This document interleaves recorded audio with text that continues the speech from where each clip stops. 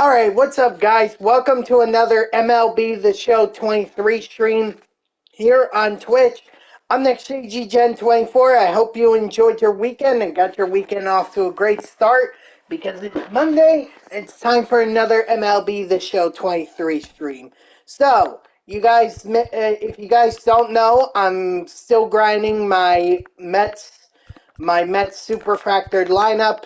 Just to give you an idea, just to catch up a little bit, as you can see, the batters are all superfractored except for the bench, which I'm not worrying about at this point. I've got, I've got other priorities.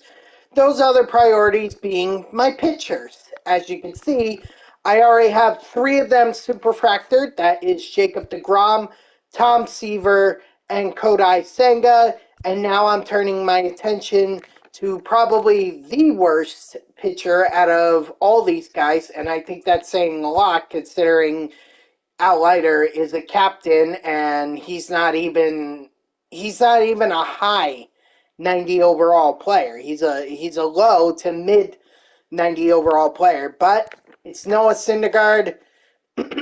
This guy, I mean, just look at this. Look at this ERA with him. What's up, O-Town? How are you? This ERA is, well, that's online. Never mind. So obviously it's clear that I stink with Syndergaard online. Offline, I mean, yeah, he's been fine, but he doesn't have an ERA. He doesn't have an ERA below 0, and that kind of concerns me. I heard the new show is bad, nothing new. There's plenty new here. I mean, they added on to some of the stuff. There's nothing like new, like no new modes or anything, but they added on to the modes that they did have. I don't think it's bad, but so far all I've played is, excuse me, so far all I've played is storylines, so, I'm just, that's all I've played so far. I haven't tried anything else. They need to get rid of seasons for ranked. No, I don't agree with that.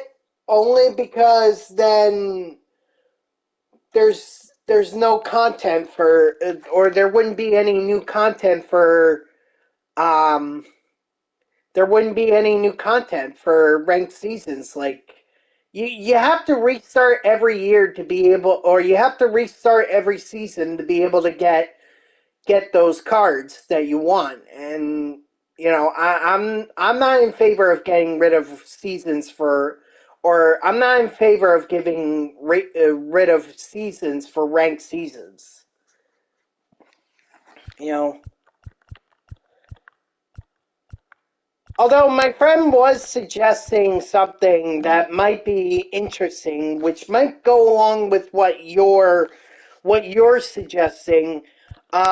He was suggesting that you play 162 games with your team, and then you reset, and then play another 162, and you keep going and going and going, and then that's how you're gonna get and you get new rewards every time. So, yeah, I think he was suggesting along the same lines as what you're looking for. However, uh, as far as I've seen, there's nothing new other than what they've added on to the content that's already there. So, now we get a full month of seasons for sets, I guess.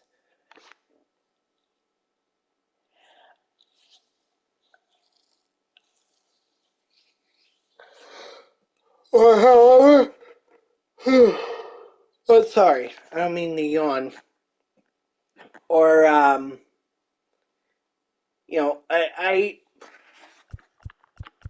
how much can I say without getting into trouble?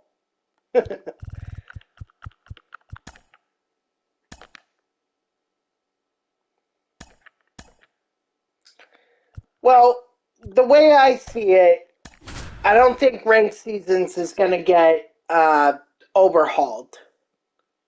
At least there was no indication to me in the streams that they've done so far that there were any changes to ranked seasons.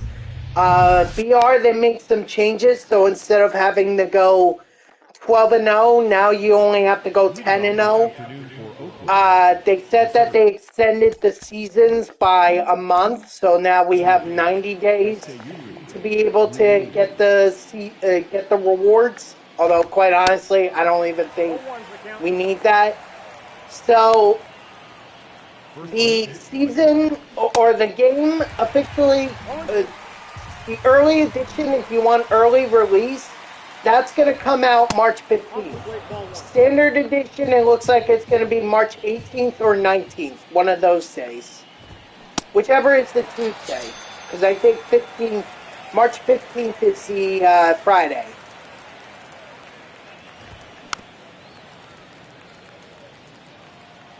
Yeah, it's the Friday because St. Patrick's Day this year is on a Sunday. Ooh, I have a feeling there's going to be a lot of stickouts for Monday because everyone's going to be drinking on Sunday. 1 ball, 2 strikes. Ugly. People may be drinking the entire weekend. Got her. So, but I feel like they made some interesting changes to, or they've made some additions or changes to the game so far this year. Obviously, the first thing I gotta do is grind that storyline. I gotta build up those card collections. Was my first Mets game this year? I don't know. I'm definitely interested in going to that Doc Gooden and Darryl Strawberry number retirement things, just so I could get their bobbleheads. I'd love to get their bobbleheads. But I really don't have any other plans right now.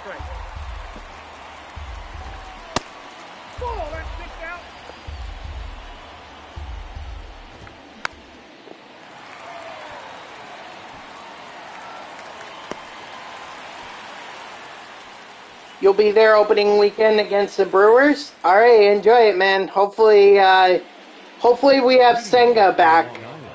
But somehow I doubt it, considering that he's probably going to need some rehab games just to get him into the flow of pitching. You certainly don't want to throw him out there cold out of spring training.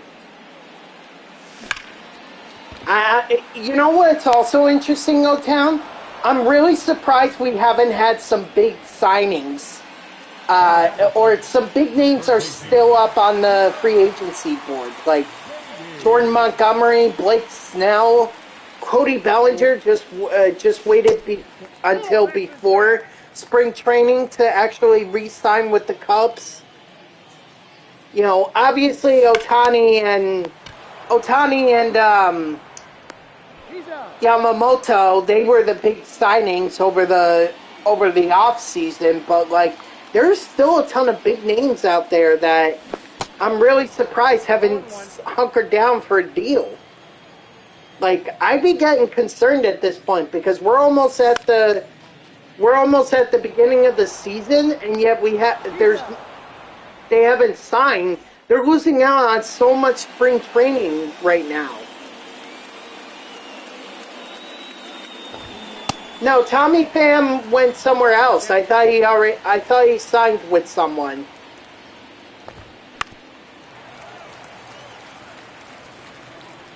I know Dwayne Robertson is with Texas, so he's not coming back.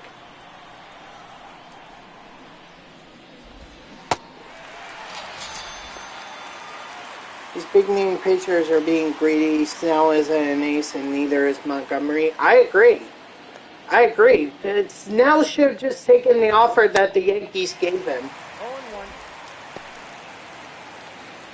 See, I have to wonder if this is the Scott Boras effect.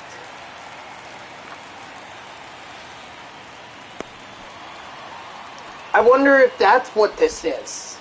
Batting seventh, the designated hitter, Ryan. I can understand Montgomery and Snell wanting to capitalize on some of their best years in the game, but at the same time, you have to understand they're no Ohtani. And honestly, like, you had the best year of your career. Don't you think people are going to see that as, well, then that's probably the best we're going to get him? I mean, that puts a lot of pressure on the owners to get a deal done and for free agents to sign a deal. That may tamper down all the greediness and all the big name contracts, but I think that adds a little pressure that doesn't really need to be there. I mean, I would definitely give them until the start of spring training, and I don't mean when pitchers and catchers report. I mean, when teams play their first game, what they have is what they're running with.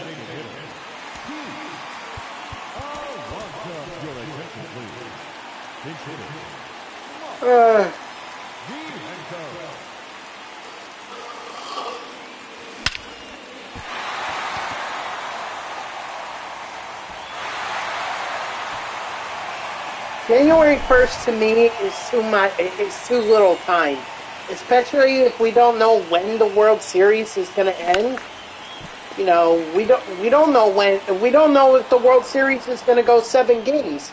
And what if that bleeds into November? Then you're basically telling teams you only have a month to be able, or a month and a half to be able to sign free agents, and that's not fair to the teams or to the players.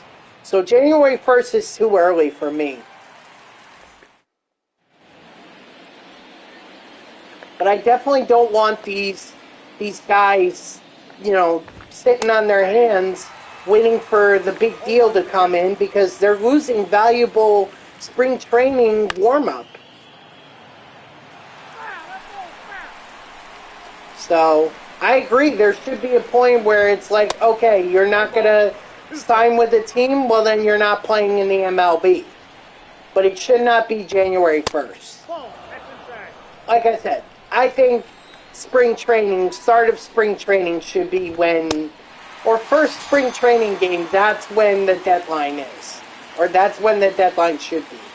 That way teams have their stars, they have their players reporting and everything, and they can move on.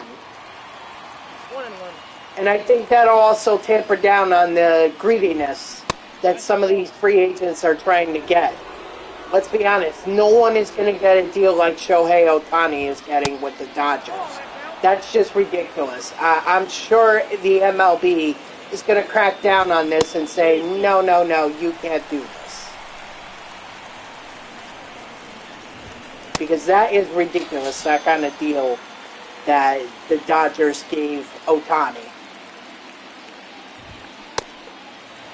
And Teoscar Hernandez and Yamamoto, if we're being honest. Now, MLB may not do anything because, after all, it's the Dodgers, which is one of their more valuable franchises. I just wonder if they'd be doing something like this if it were the Mets doing it, or if it were the Pirates, or the Diamondbacks, or the Rangers. You know, the teams that don't necessarily make the money. I think the Yankees, the Dodgers, and maybe the Atlanta Braves would get away with it. Possibly Boston. Possibly. But those are probably the only 4 teams that get away with it. Everyone else doesn't. Manfred is going to clamp down and say, no, you can't do that. You can't get these contracts. But I guess people don't want to learn from the Mets and Bobby Bonilla, you know?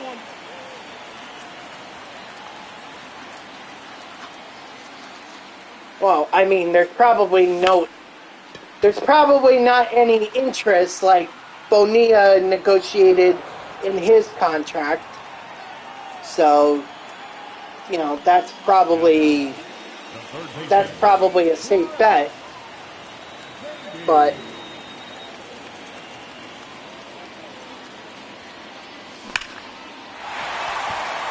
you know, with that said, like at some point this has to be ridiculous, because there's no way Ohtani could live on $2 million. Well, I mean, $2 million is a lot to the average person, but if he's living a rather lavish lifestyle, there's no way he can live on $2 million. Again, I don't know. Is that what they're saying online? Or are you just making a joke?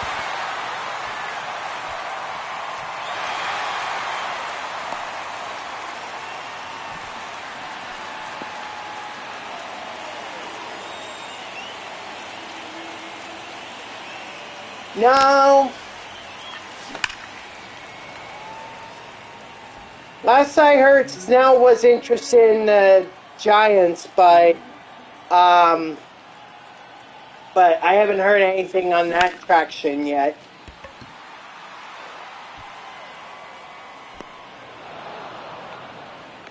I was kind of hoping the Mets would take a swing at him, but they don't have they only have $10 million to work with. What Montgomery's going to do?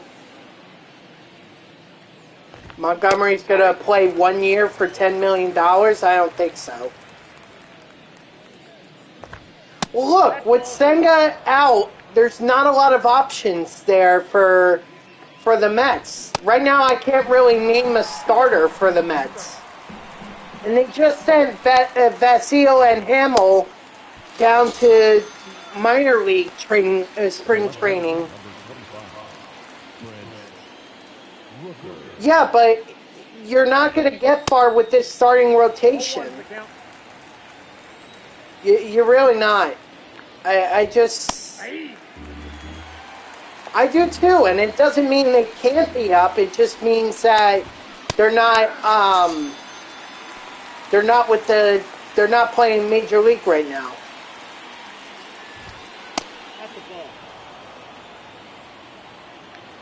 If they're adding anyone, it's more prospects, like what they got with Verlander and Scherzer.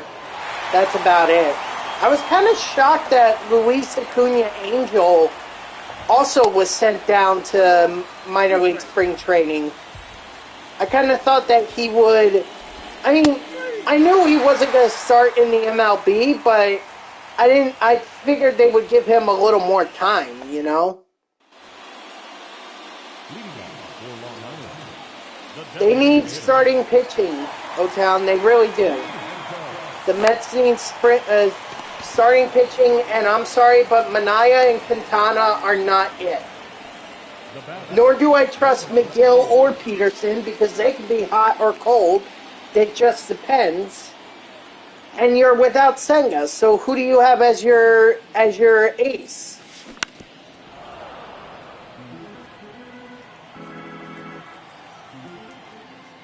Right.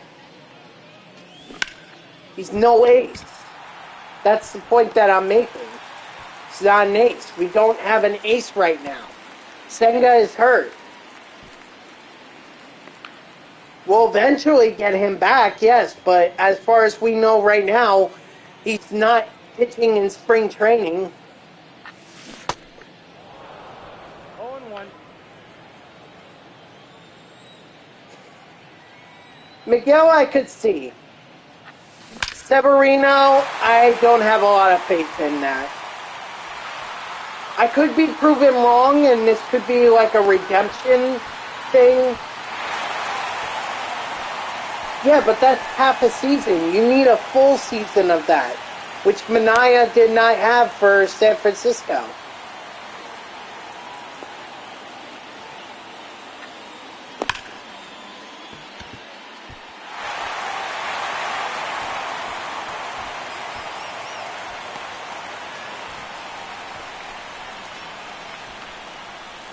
Minaya is not a number one. He is not a number one.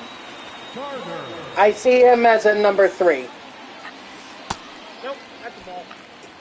But Lorenzen is not a number 1 either. What's up, Grayson?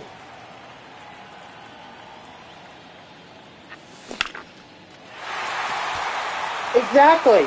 It's a bunch of 3s. Guys that are going to be third in the rotation.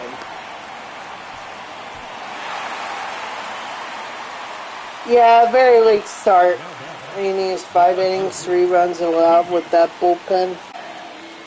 But that bullpen will get tired very easily or very quickly. And then what are you going to do? You need those guys who are going to give you more than 5 innings.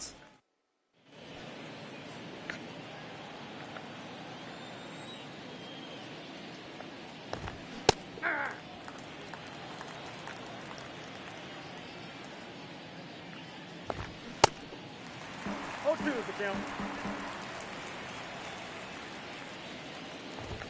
I mean, personally, if it were up to me, I'd be having pitchers pitch 3 innings, except the closer, where he only comes in if there's a save opportunity. Other than that, pitchers, I try to get 3 innings out of them, and then they're done. Because I feel like at this point, it's not worth it to have starting pitchers go 6 innings. Okay? They could barely make it past 5.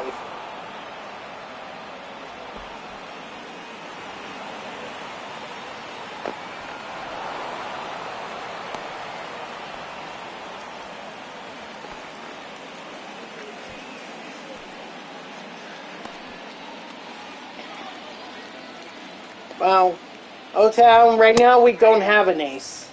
0-1's the count. And if we have a guy, if we have a case where we give up like 26 runs, because you know that happens, that does happen. It happened last year.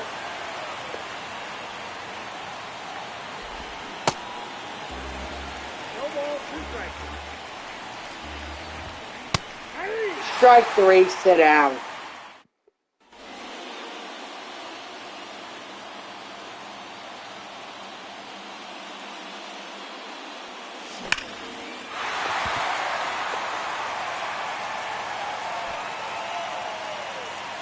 What a shot, baby.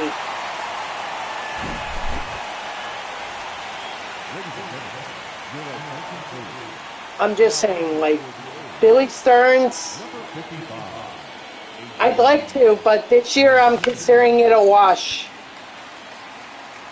I'll give him 72 wins.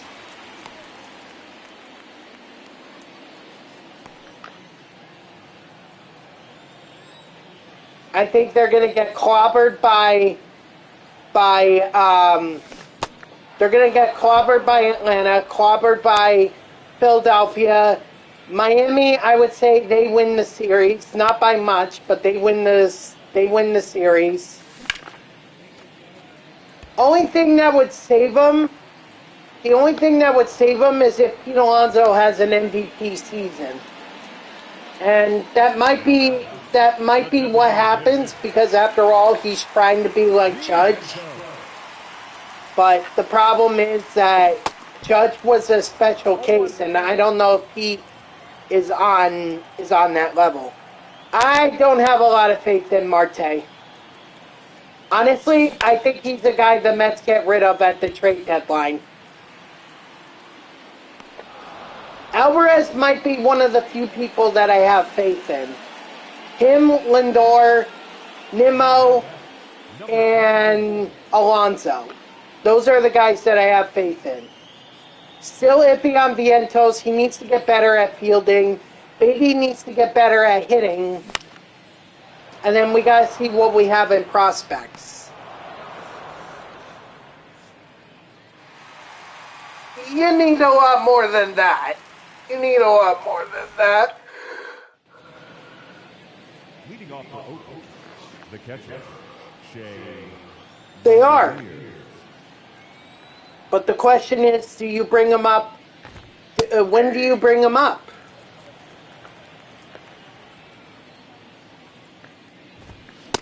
You bring them up too soon, you ruin their confidence. But if you wait to bring them up or if you wait too long to bring them up, then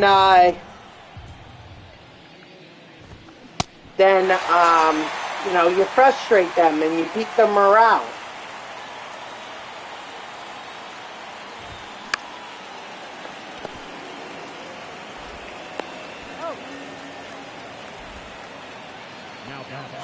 Honestly, I could see Acuna getting a call up in June. I could definitely see him up here in June.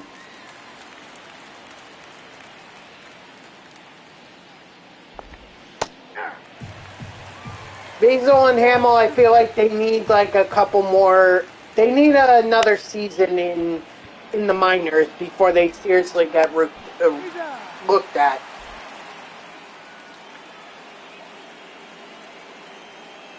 Right. And then have McNeil play left. Leading off for the Lions, the first baseman, John Sure.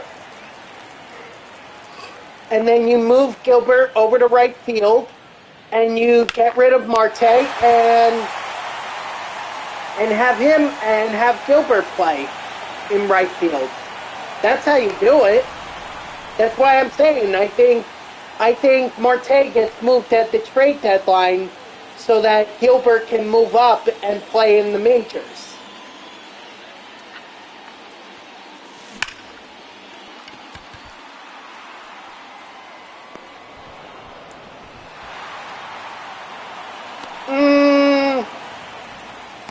Let's see how they do in AAA. Now, you need McNeil in left. You need Gilbert in right. 0-1.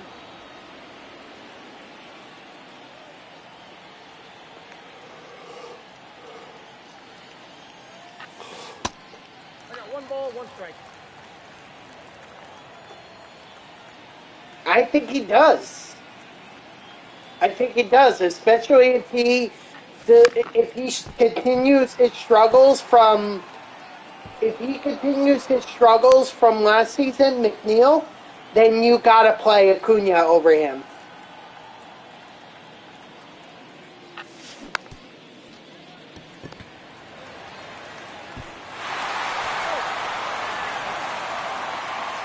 He can develop. That's why I'm saying I'm giving him until June or July, and then I would want to call him up.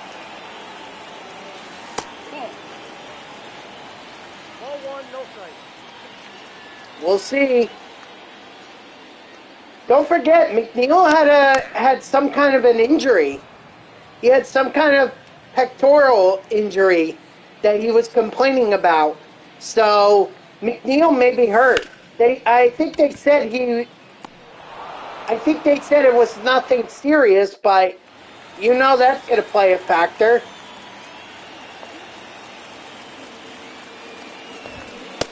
Especially if it worsens. Yay, G-Man Choi as our DH. 0-2 is the count. So glad we picked him up. Strike 3, sit down.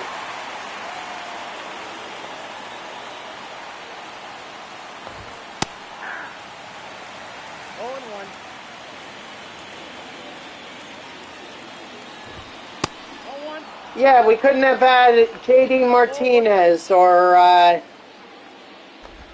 Teoscar Hernandez. We couldn't have any of those guys. We had to get stuck with frickin' G-Man Choi.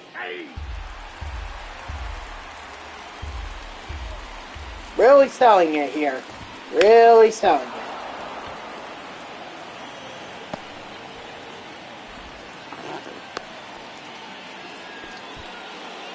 Oh, also, don't forget, we have, what's his name for the Brewers. But he can hit. That's all you need from a DH. Certainly all we needed from Vogelback. Because that's about as much good as he was for the Mets. And he wasn't even that good.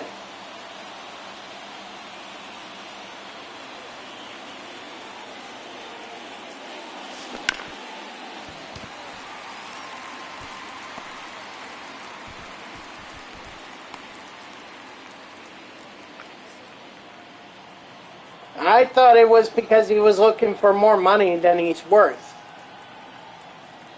But I haven't heard about any offers that JD has gotten.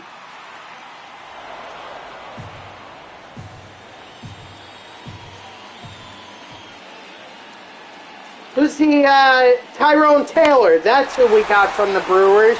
We also have Tyrone Taylor.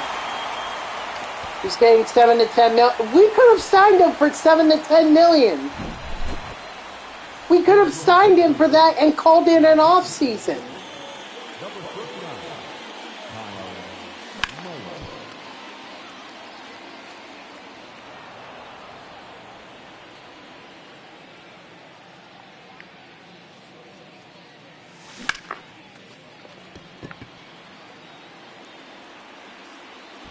Hey, that's 20 bombs right there. We don't know what we're getting with Vientos. We're hoping he's going to have more than 20 home runs. But let's say he just has 15. You're telling me JD Martinez is projected to have more than Vientos is going to have.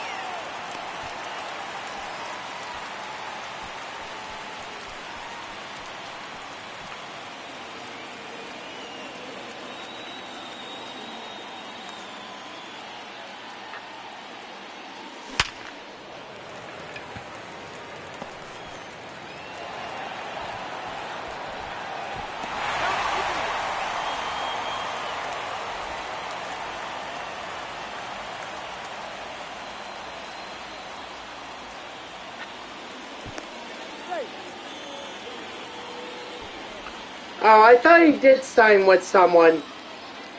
I thought he did.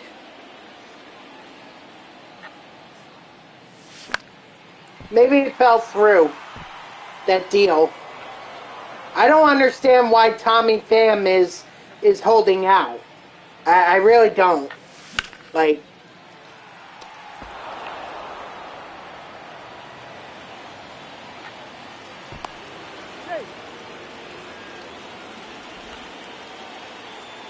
Like, the D-backs, they have their outfield set. The only reason Pham was not even that much of a part of the World Series run by the Diamondbacks. I mean, he was there, yes. But let's face it, Corbin Carroll, Alec Thomas, and those guys carried that team to the World Series. Pham was nearly just a cog on the wheel.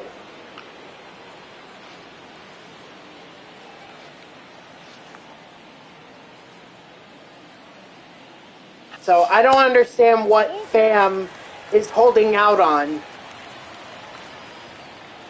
or holding out for. I really have no idea.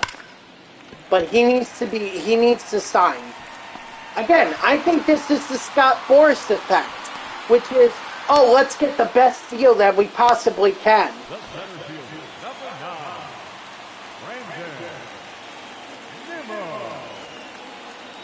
Well, then there you go. You know, and I hate to call it the Scott Boras effect, but it's like there's so many free agents that are coming up that were in this year and are coming up next year that are being represented by Scott Boras or his team anyway. Because I'm not so sure he represents, you know, every single person or every single player. But I'm just saying, like, this is ridiculous. This is getting ridiculous. If I were a baseball player, I'd be staying the hell away from Scott Boras. Outside, that's the ball. I'd be staying away from that shark as much as possible. Because clearly whatever he thinks he's doing is not benefiting baseball, nor is it benefiting the players that are not signed to a team right now.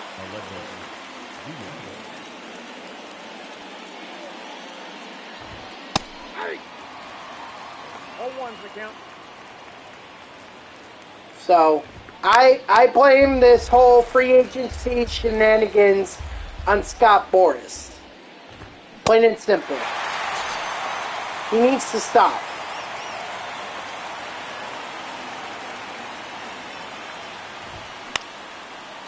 Like, he's not some hot shot just because he was able to work a couple deals for big name stars. Alright? He's not a hot shot. It's like, get out of the MLB, you're ruining it, and do us all a favor.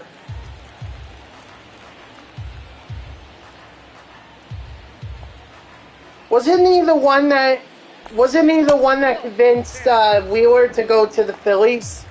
Well, I mean, Brody was a GM at that point, wasn't he? Before Wheeler signed with the Phils.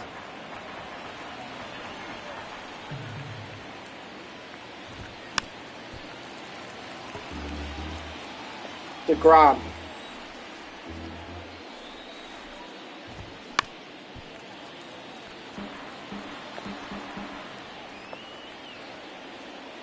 I thought he had some dealing with Zach Wheeler too, but I don't know.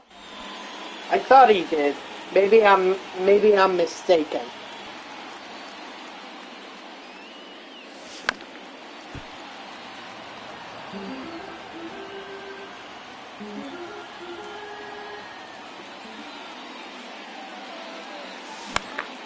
Syndergaard, yeah. Look at how well that's worked out for Syndergaard at this point in his career, right?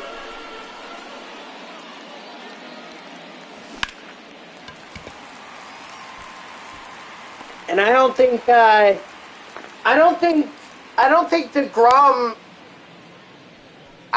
DeGrom had Van Wegen represent him when he signed with the Rangers. So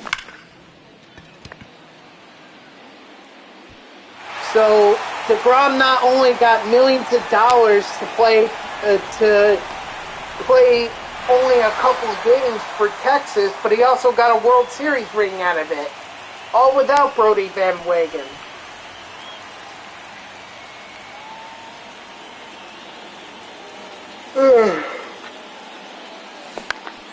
If I want Syndergaard back, he's coming back as a freaking relief pitcher. He's not going to be a starter.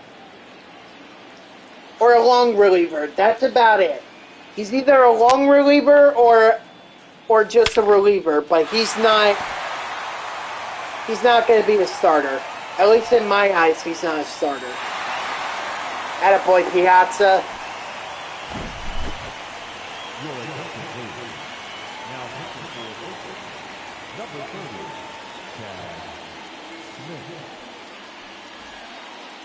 Reliever, that's it. That's all I'm putting him as. I would not put him as a starter. I don't trust him. He's out.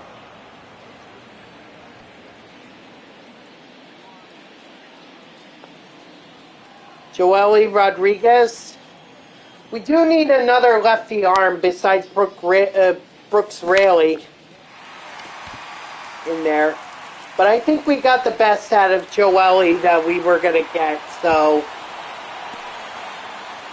I think that ship sailed.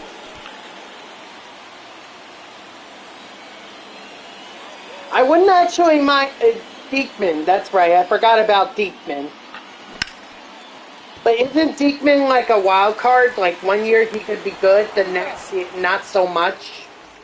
Like we don't. He could be hot or cold. We don't know much about we don't know how consistent Diekman could be.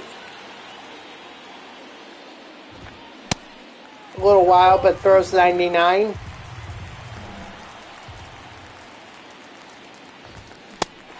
Apparently not good enough for the Rays to be able to make the playoffs. Oh no, wait, did they? No, they didn't make the playoffs. In fact, the Rays collapsed. They had one of the biggest collapses that I've ever seen, and that's saying a lot considering I watched the 2021 Mets.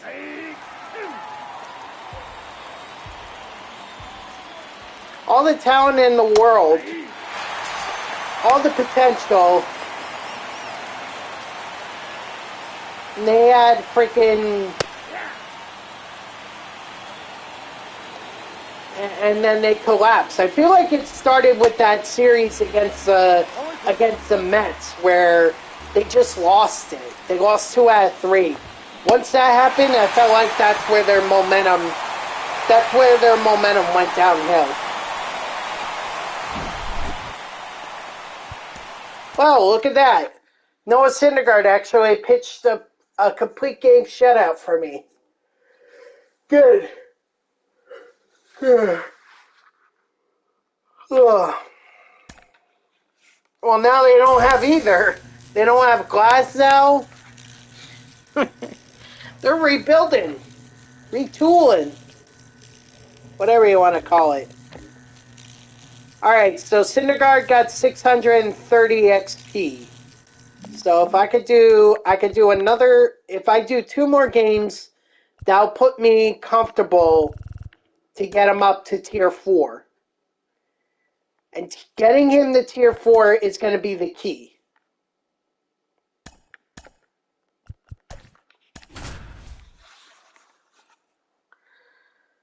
Alright, so that took about 40 minutes, I would say.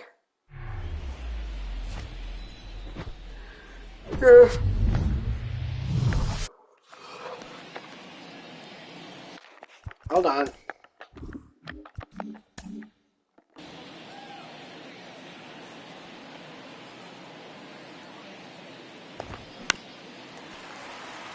I mean, look, O-Town, I hope I am really proven wrong about the Mets, but the reality is that I think of this year as more of a show me what the prospects can do kind of year. Obviously, I would hope that they retain Pete Alonso, but it doesn't seem like that's going to happen, at least not during the season. Maybe during the off-season, maybe he'll stay, but I have a feeling he's going to head to free agency because of Scott Boras. Again, the Boras effect here.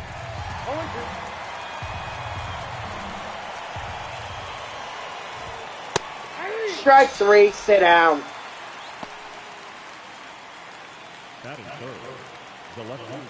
I want to be proven wrong. Excuse me. I do want to be proven wrong. But I have a feeling I'm not going to be proven. I have a feeling I'm going to be proven right. That's going to suck.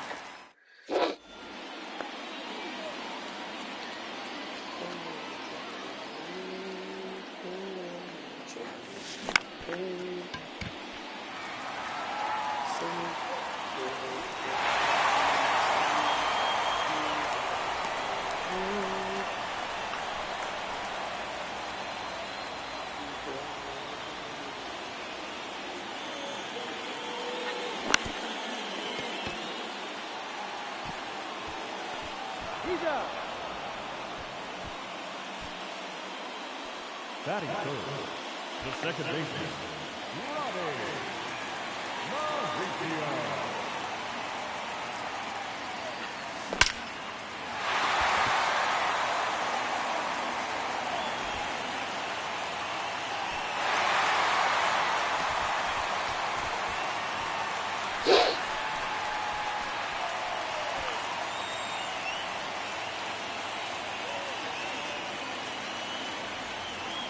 Looks like they released a photo of the dance team, the Mets dance team, that will be called the Queen's Crew.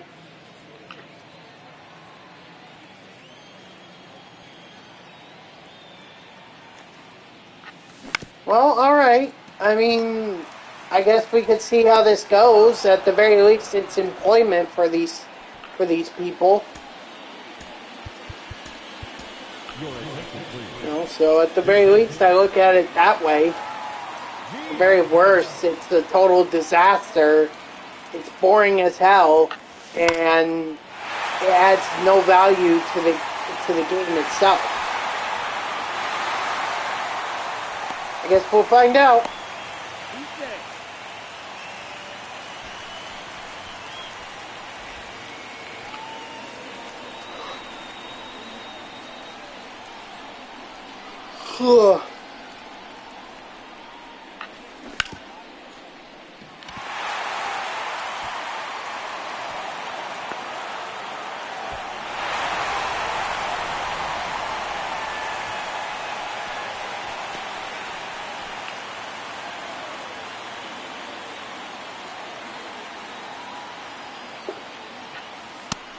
Nope. That's inside.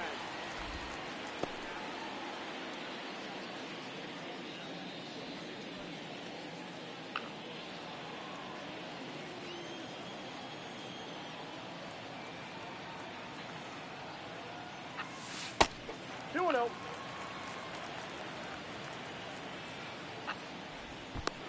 No, he's safe.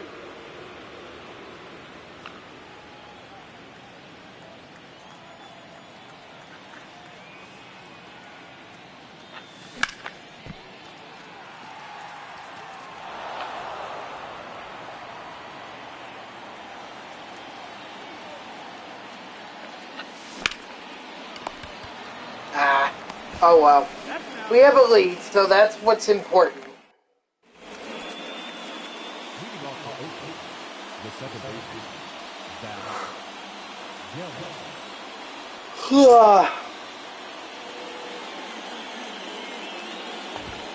Hey.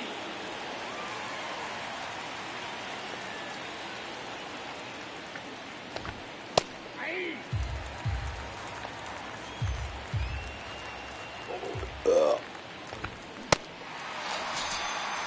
Strike 3, sit down. Ball. Counts 1 and 0.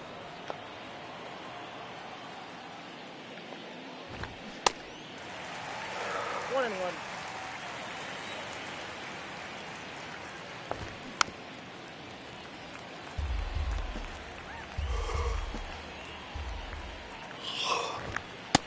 Ball, that's out.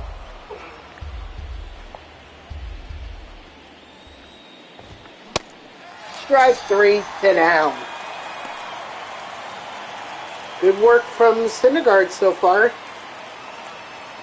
5 strikeouts in 0-1's the count. 2 innings. That's great. No balls, 2 strikes.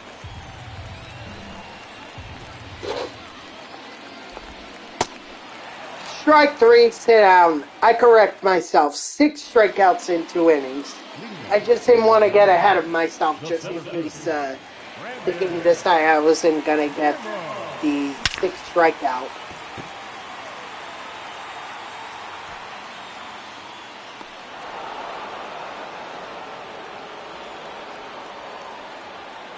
batting ninth, the right fielder, Gary.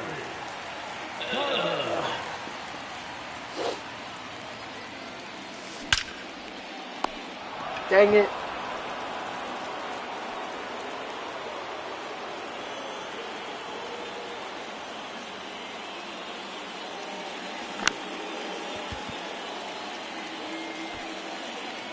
There we go.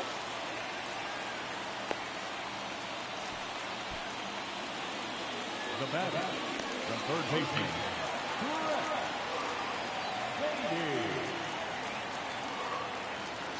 Oh, gosh. I'm sorry, guys. I don't know. Well, I guess I know why I'm tired. It's the very same reason that I'm, it's the very same reason why I started this stream at 6 and not at 3 like I normally do.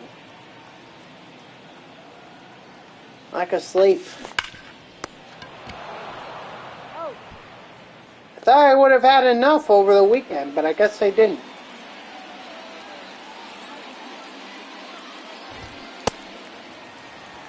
One's the count.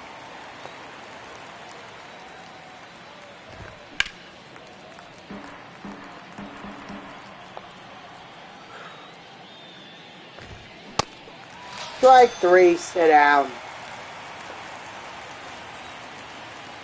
I'm sorry, I'm having a hard time seeing the screen. Something's not right with my eyes. I mean, I can see fine, but it just feels like at times One ball.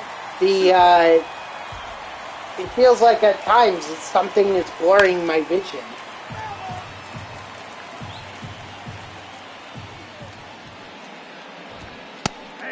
Strike 3, sit down.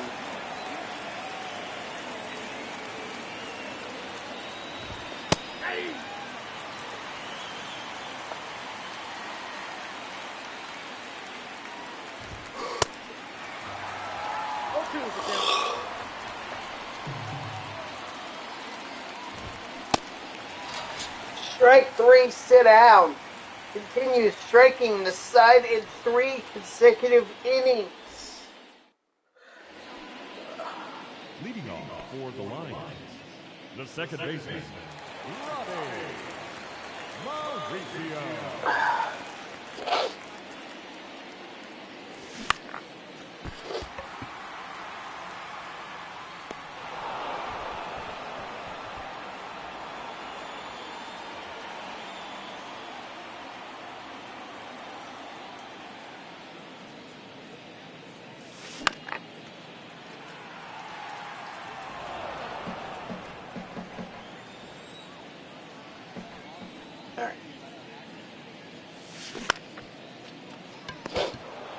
Now I can see better. Yeah. And I'm not getting any blurry visions or anything like that.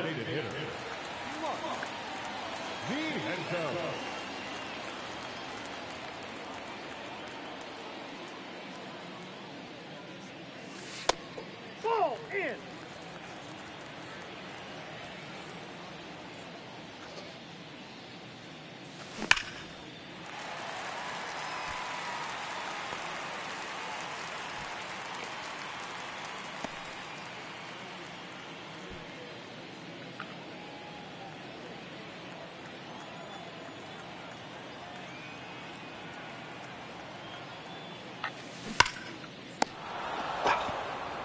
Alright, it's fine.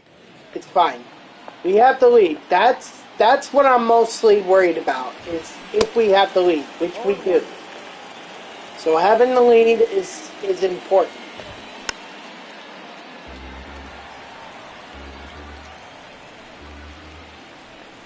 The other important thing is keeping Syndergaard from giving up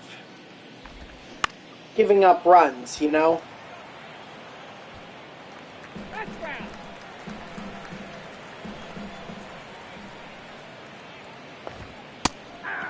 Strike 3, sit down.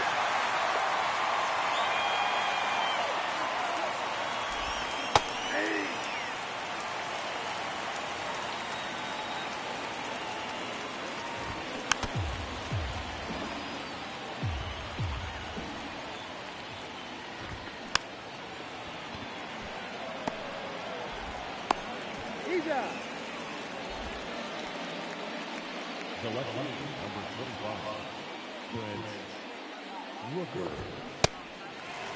0-1's the count.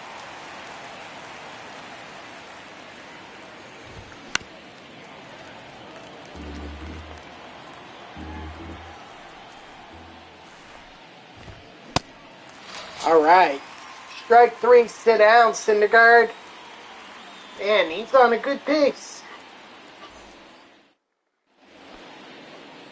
Leading off for Long Island, the first baseman, Dominic Smith.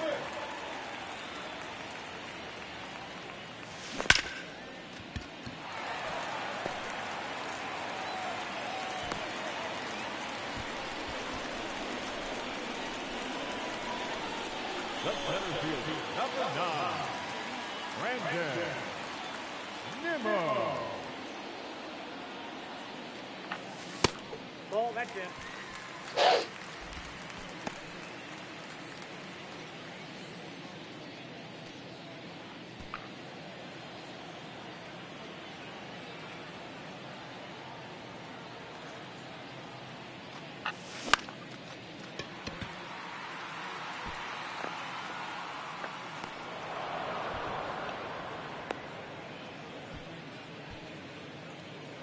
Now batting, right fielder, Gary Sorry, I'm just laughing at someone doing a meme of for the dance team. It was like a dude dancing and commented, "Oh, I tried out, but I didn't," or I sent my audition video, but I didn't make the cut.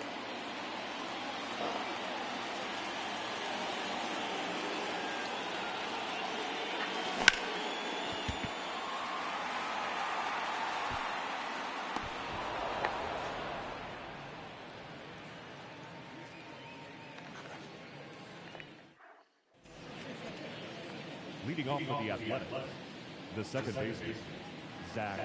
All right, back to focusing on this. Doesn't it seem weird that or I tune out whenever I'm batting, but whenever I'm pitching, I'm like laser focused? Probably not, considering that. Probably not, considering that I'm more interested in the pitching than I am the batting. Oh, I must have gotten an out somewhere because that was his 12th strikeout. Too bad. Yeah, 12 strikeouts is still pretty good.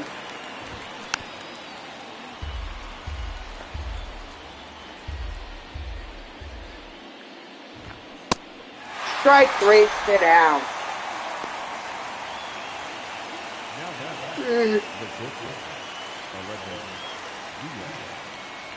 Ugh.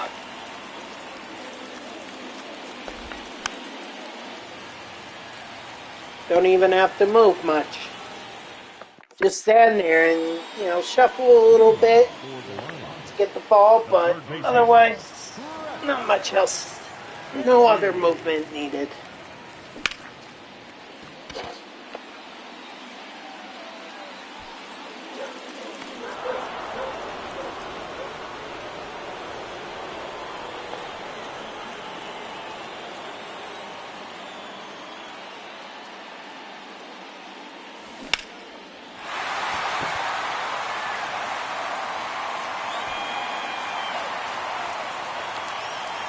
Go ahead, Mauricio. You're gonna go 3. That's about as far as I'll take it.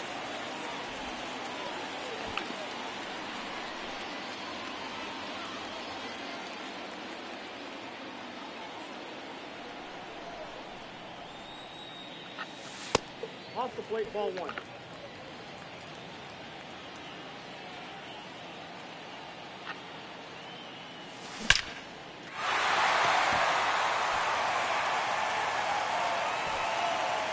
Sweet. Oh, hold on 1 second. Attaboy, Piazza. Glad I caught that one. Number 55, Oh. Oh, Christ.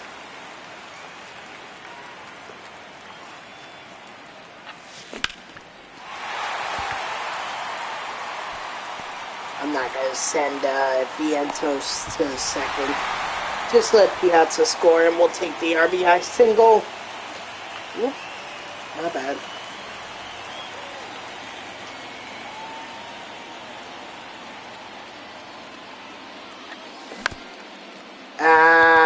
Nuts. Oh, he's in there.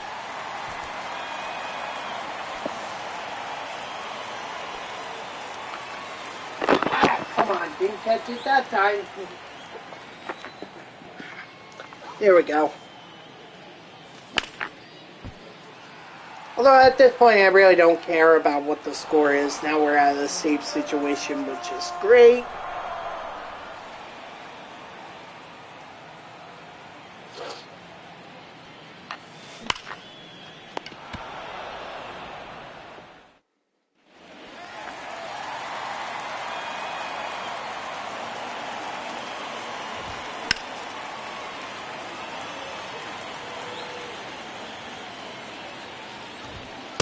Ball, that pitch is out.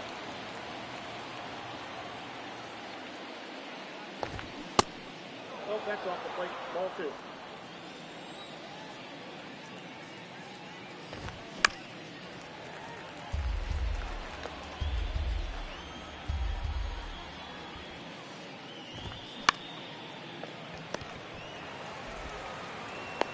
Nice.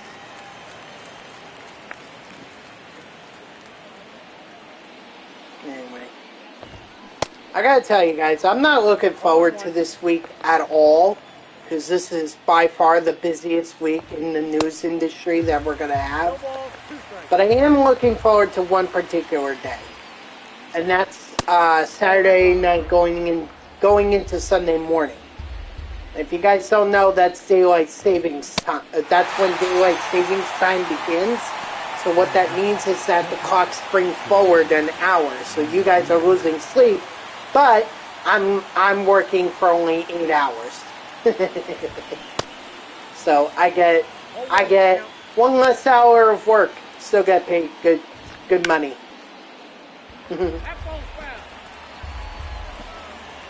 But I also like having the day last longer.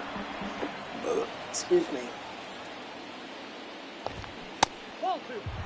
You know, rather than being dark at like 5 or 6 o'clock, it's nice to be able to have it be dark at maybe 7, 8 o'clock.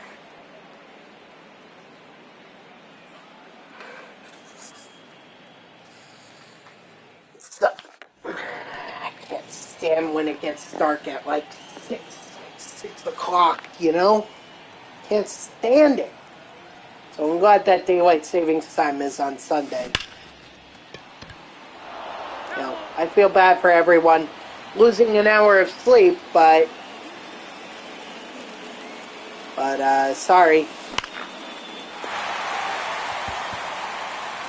You gain an hour when daylight savings time ends.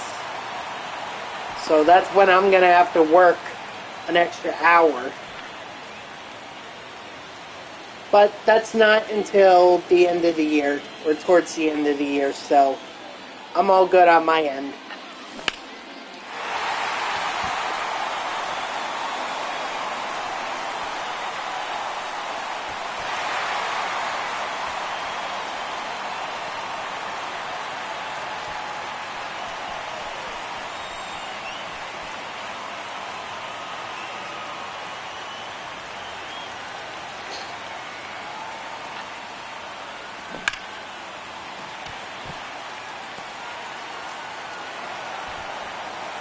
Attaboy Hernandez. Oh, let's see. Someone is posting up which QB in the last 3 years was the worst. The Broncos trade for Russell, the Browns trading for Watson, or the 49ers trading up for Lance. I mean, the Broncos definitely overpaid for Russell. No doubt about that. Browns, Watson could still be something. You know, he has shown to win when he is healthy. So he has shown that. So I don't necessarily think it's a bad thing. Still plenty of time to be able to judge that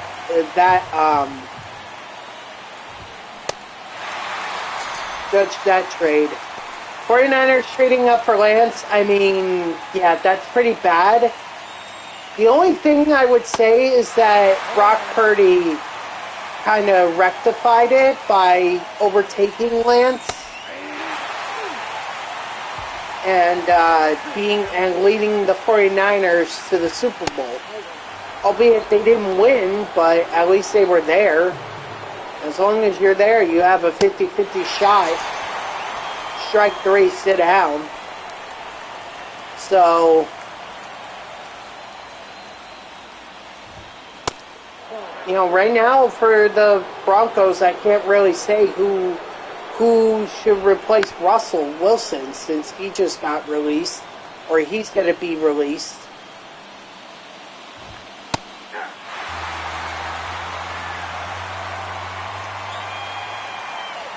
You know, I wouldn't be opposed to the Jets picking up Russell. I know he's been terrible, but maybe he just needs a year behind Rodgers and then take over. Because honestly, I mean,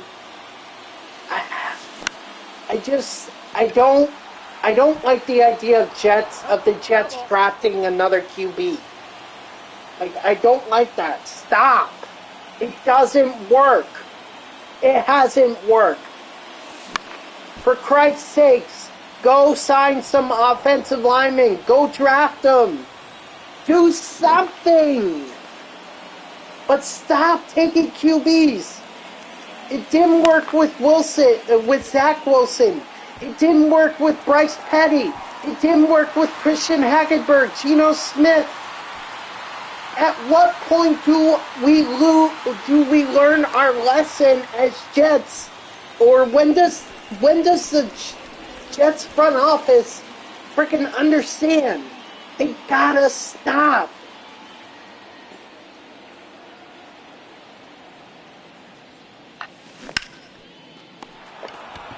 They must stop. Got him. Now back, number 24. I can't take it anymore. Can't take the Jets constantly signing QBs, thinking they're going to be the next Joe Namath, and then they don't work out. 0-1's the count. I'm tired of it. We know what the problem is. There's no offensive line. The Jets don't have an offensive line. So go draft, go sign, do whatever you gotta do. Get an offensive line. You have a quarterback in Aaron Rodgers right now. So protect him. Stop looking for a draft pick. Or stop looking for a QB as a draft pick. It's not gonna work.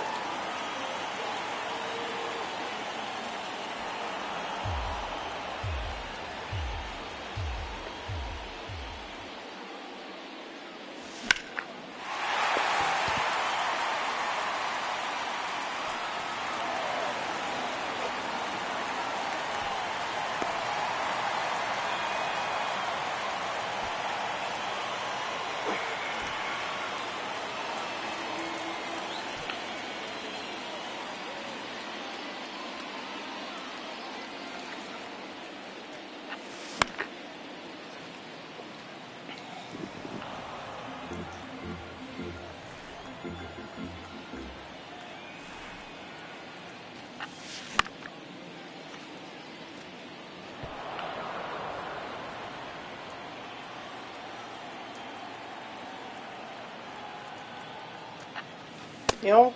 No. Inside. It's like, at what point do we learn our lesson? At what point? At what point does Joe Douglas and Robert Saleh finally get it?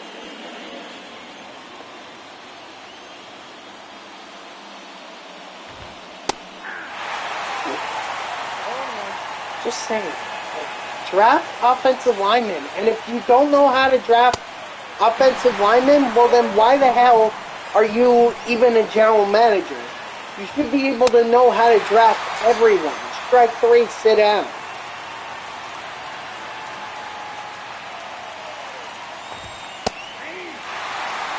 That or at the very least, sign someone in free agency.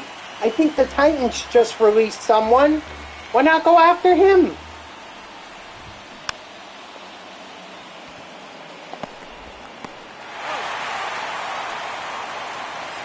You have one of the better quarterbacks in the NFL in Aaron Rodgers, and if you can't protect him for more than 11 seconds, we've got a problem.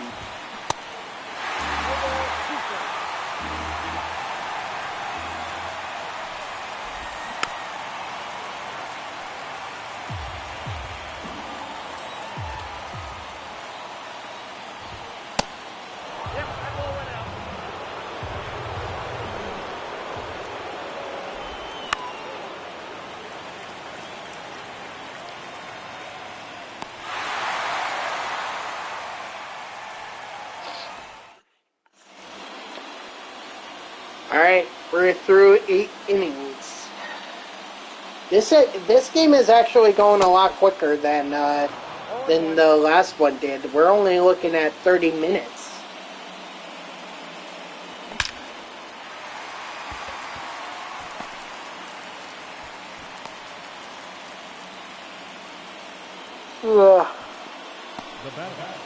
The left fielder, Team Hernandez.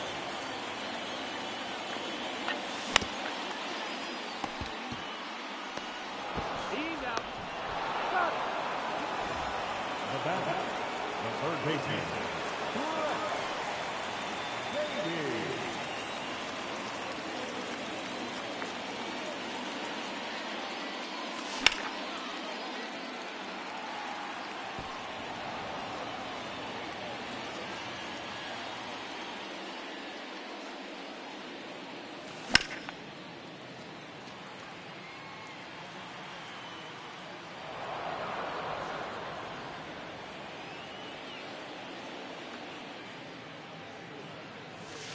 Ball one.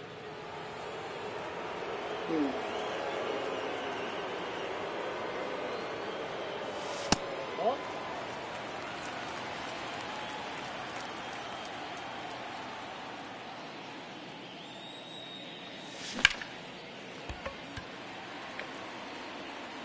Yeah, that's not good. Okay.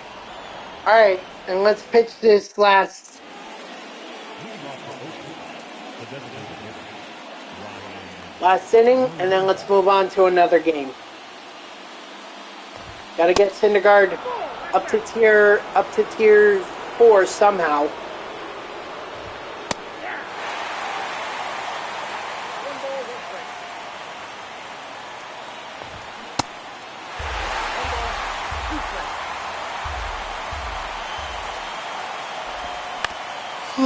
Excuse me.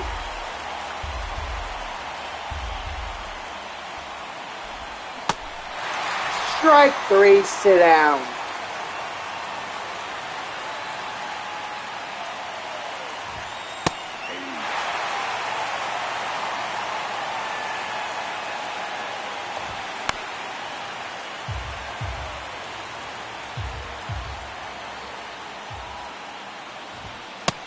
Nope.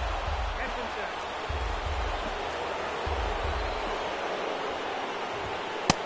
Nope. Inside. Ah.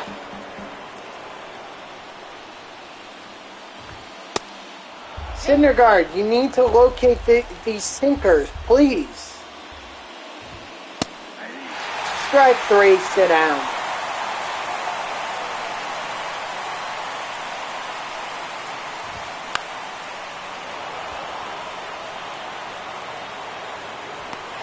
All right, that's game. Syndergaard. Syndergaard had 9 innings and 20 strikeouts. Nice.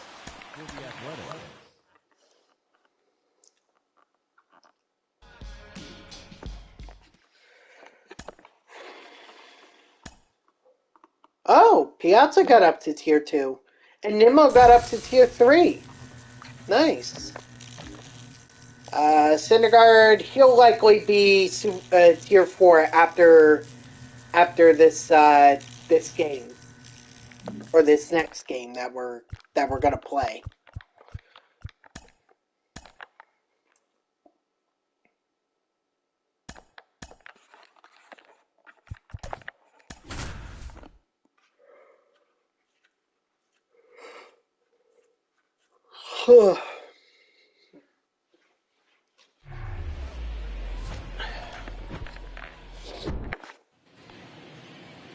Leading off for the Athletics, the center fielder, number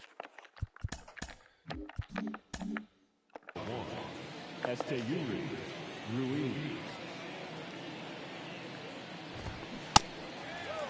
Ball one's the count. First pitch, 1 o'clock. No ball, two strikes. Strike 3, sit down. Whoops, wrong one. Sorry, went a little too eager. Ball one, no strike.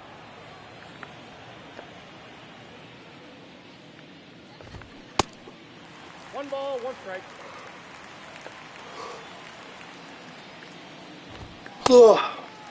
One ball, two strikes. That's outside.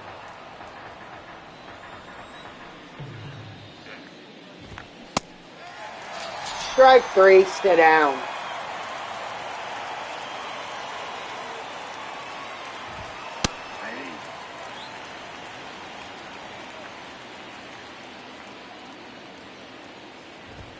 Yeah.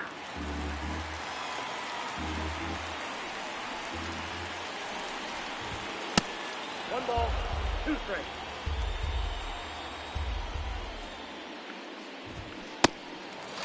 Strike 3, sit down.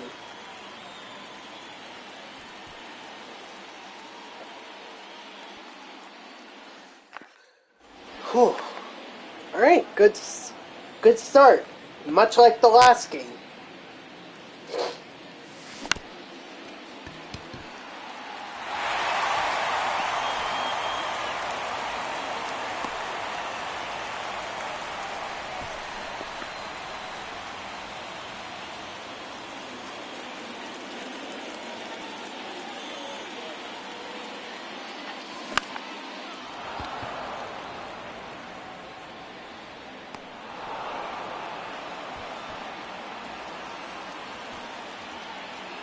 Batting third, the second baseman, Robbie Mauricio.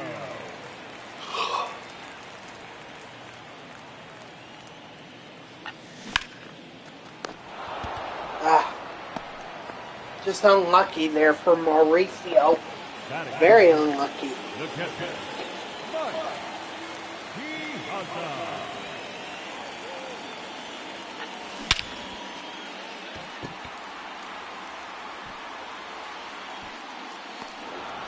Another unlucky one.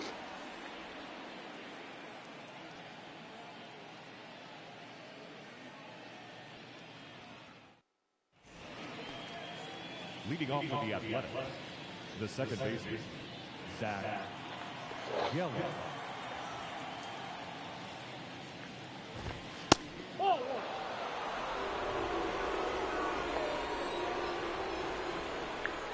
Oh, did the Supreme... Oh, I see. Okay, well, I'm not talking politics here. I'm not going to talk politics.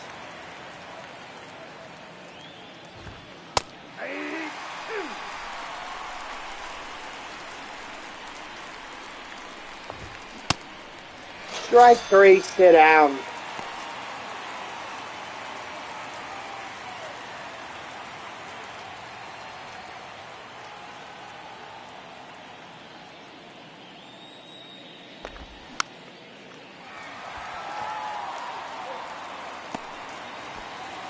What's up, Dodger? How are ya? Batting fifth, the shortstop, Alexis Diaz.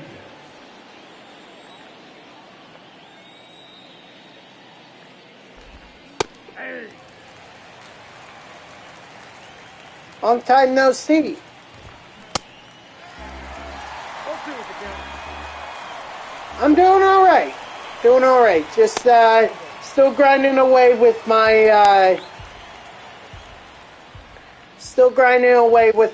Mets That's inside. Superfractored team build. Right now, I'm just working on the pitchers.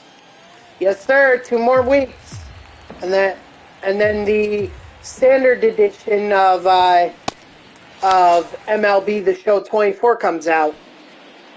Leading off for Long Island, the designated hitter, Team Affinity. Your attention, please.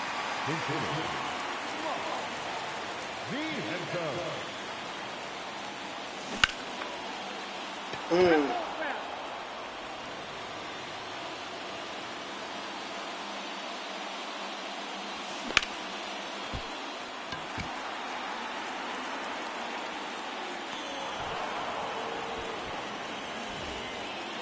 Batting fifth, the shortstop, number 24.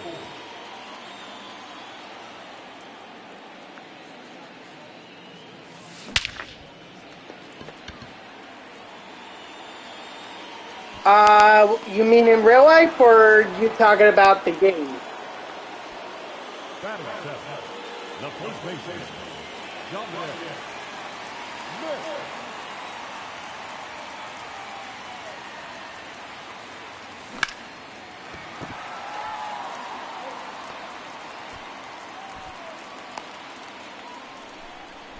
Batting in, the center fielder, In Brandon. real life, well, I mean, they're winning games in spring training. They've only lost like 1 or 2 so far, so. But we are going to be without Senga for a while. It may extend into. It may extend into the.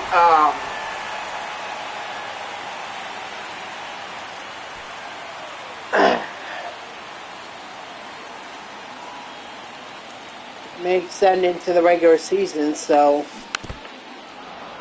You know, we'll see. Hopefully,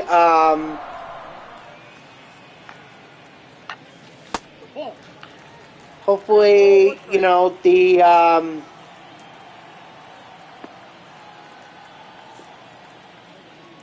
hopefully Senga won't be out for long. Hopefully he'll still be able to contribute to the Mets this year. I know you're pretty happy about your Dodgers. Ohtani's killing it in spring training right now. So that's got to be encouraging.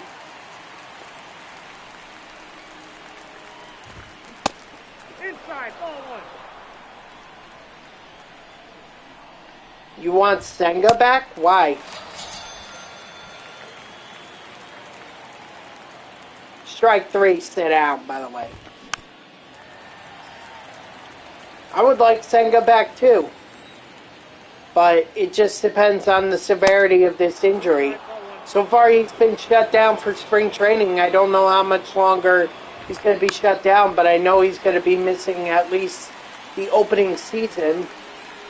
Oh, you bet on players. Well, unfortunately, I don't know if Senga is going to be the starter for Mets opening day.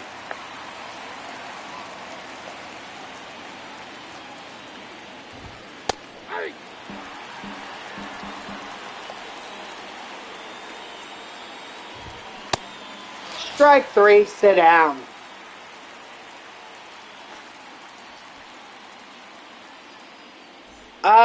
Some issue with his shoulder or something in his arm. Like it was described as arm fatigue or something like that, and then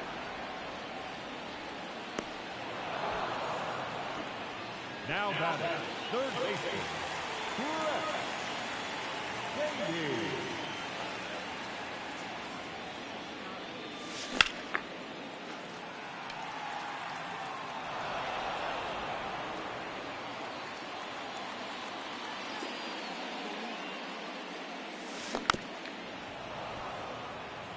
so we'll see, but they haven't released like the severity of it.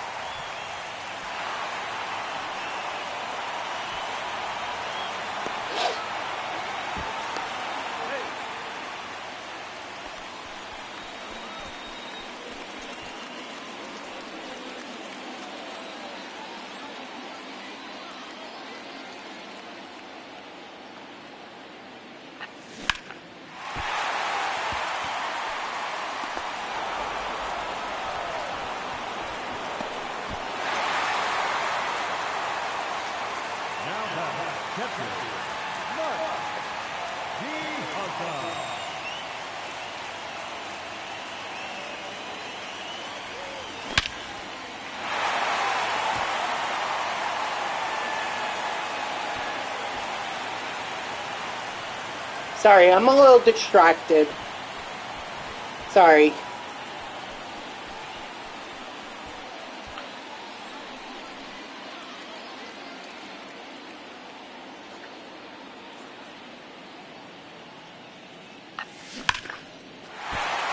There we go. Attaboy, Vientos.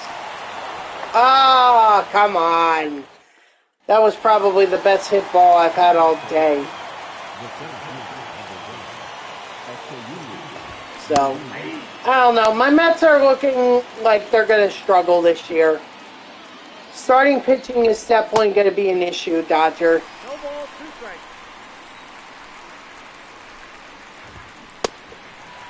Strike three, sit down.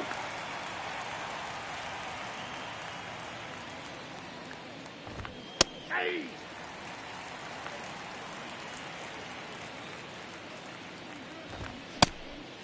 No balls, 2 strikes.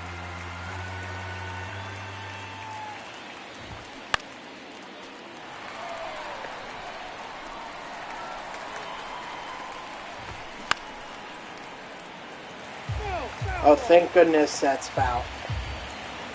Honestly, I agree with a coworker of mine who's also a Mets fan. He says that the Mets are going to be 72 and 90, and I agree with that.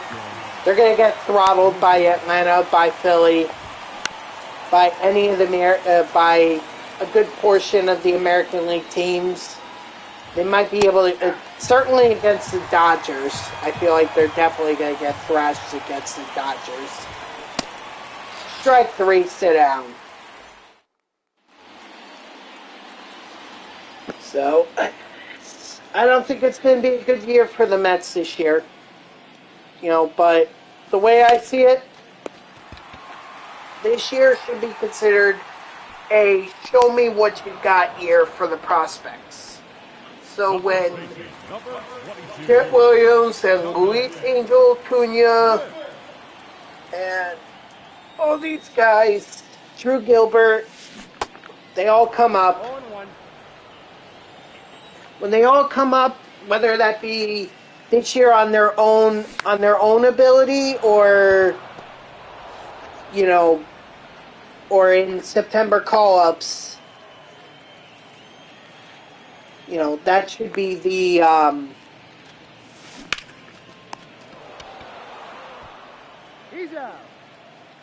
that should be where they get to show us what they have. So that's what I'm looking forward to.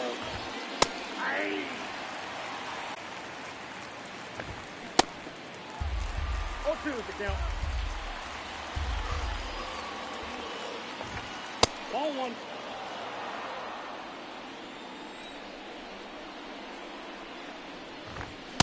I'm definitely going to get one more game out of this, which is good. That means Syndergaard is going to get another 600 XP, strike three, sit down. Assuming that I could get that XP, or assuming I can keep it to a complete game shutout, because that's ultimately what's saving me right now in terms of parallel XP. So all these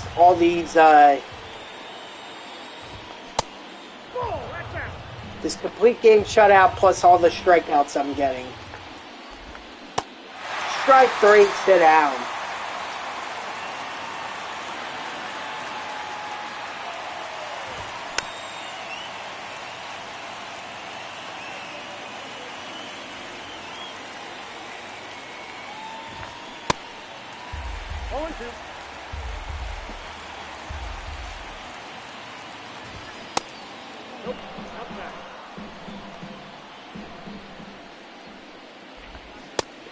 Strike three, sit down.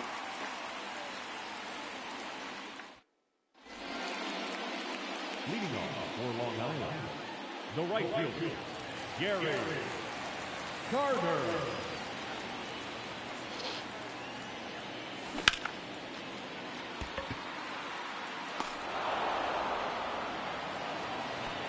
The batter, the left fielder, Pete Hernandez.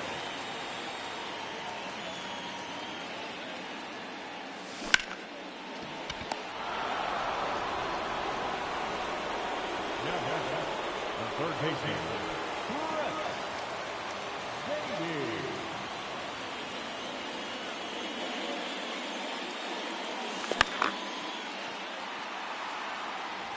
Man, this freaking dance team is really splitting up the internet. It's almost like, you know, it's almost like politics. It's like you're either for it or you're against it. Well, not against it, you're just questioning it. You're questioning why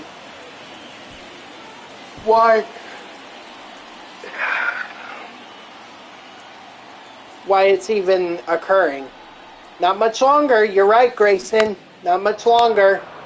2 weeks, or well, yeah. If you got the standard edition, it's going to be 2 weeks. If you got anything above that with the early release, then it's going to be, you're talking a week and a half.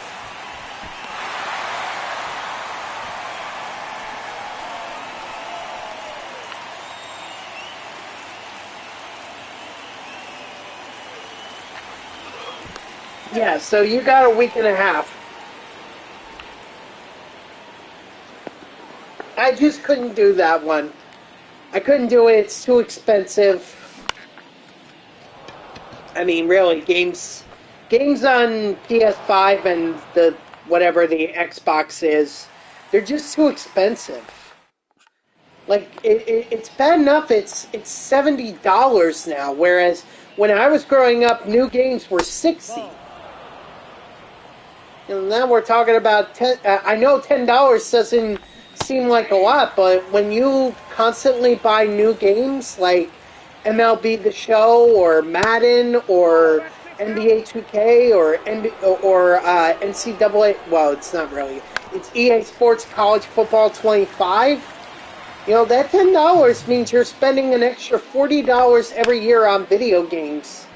And that's kind of concerning.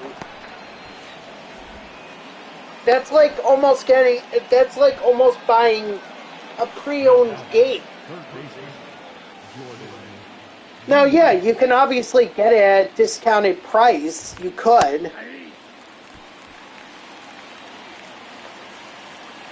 But, you know, then you're waiting for deals. And right now, the deals in the PlayStation Store suck. Strike 3, sit down. I don't blame you. I'll pre-order that myself, too. I think it's going to break the internet. We may even break the servers on day 1. Strike 3, sit down.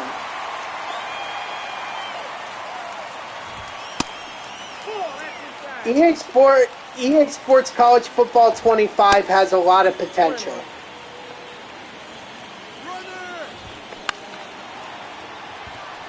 It really does.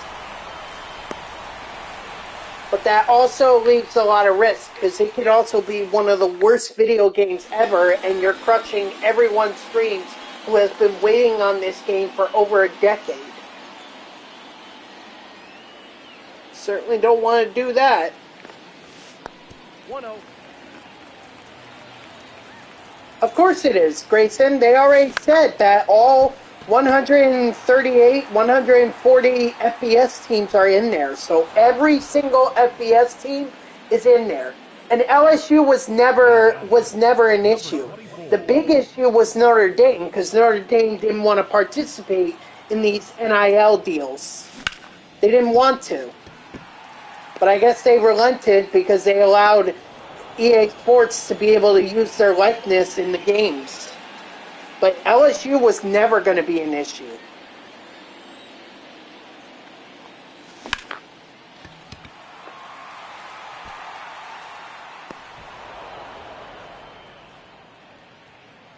Oh, I'm sure.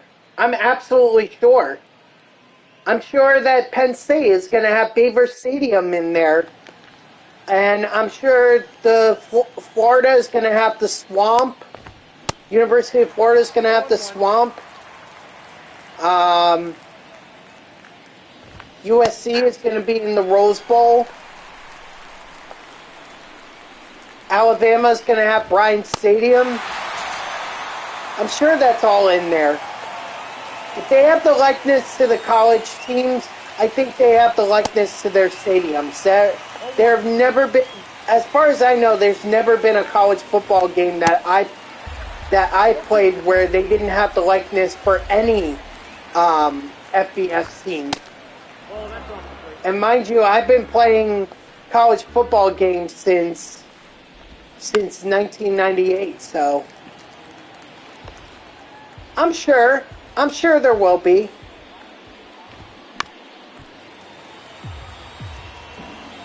I don't know if they're going to do the 4-team or if they're going to do the the 8-team expansion.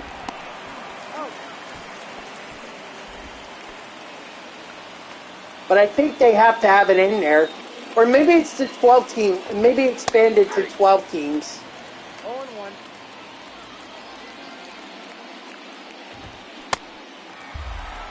No ball, 2 strikes.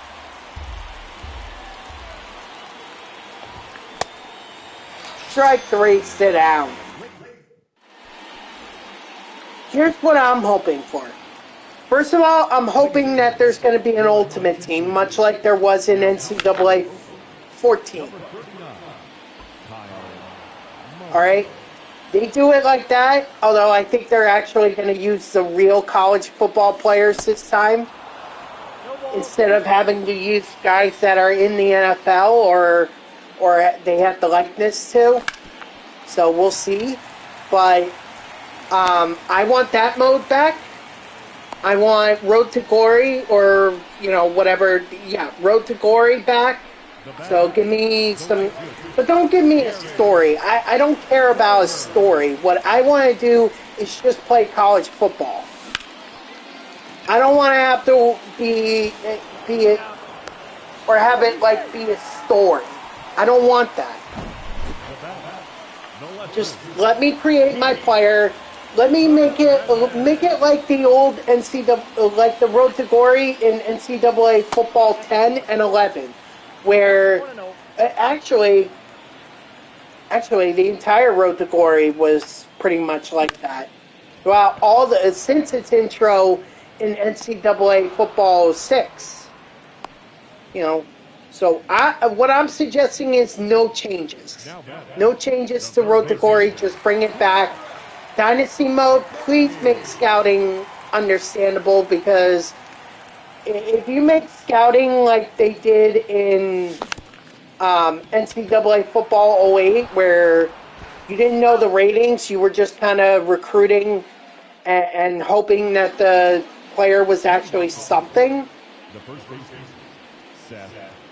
you know, then what was the point of scouting? It was merely, okay, you got a 4-star recruit. You're going to be lucky if that's a freaking 70 overall. You know what I mean? So I want the scouting to be back, because I want to see what the players' ratings are. I also want the recruiting to be like it was NCAA 13. 14 wasn't bad, but 13 was much more. 13 was much easier. Like, obviously, recruit on your strengths and all that. I mean, definitely get storylines out of the way. Get storylines, Jeter and the Negroes League, and build up your collection. If you want to go into Diamond Dynasty, I don't know if they'll have it open yet. Maybe they'll wait till everyone gets the game before they open it up. But if you can, get into Diamond Dynasty and start grinding on, like, Team Affinities. Get those out of the way, because that's all we're going to have for right now, is those Team Affinities. So get those Team Affinities, get all the tutorials out of the way for Diamond Dynasty, and then that way you could be ready when everyone gets the game to go online and compete.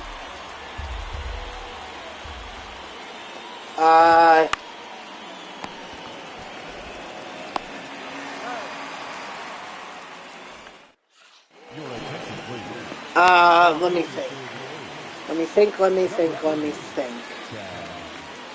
Yeah, storylines. If you go into Diamond Dynasty, do Team Affinity. And then, you know, if you want to buy packs, buy packs.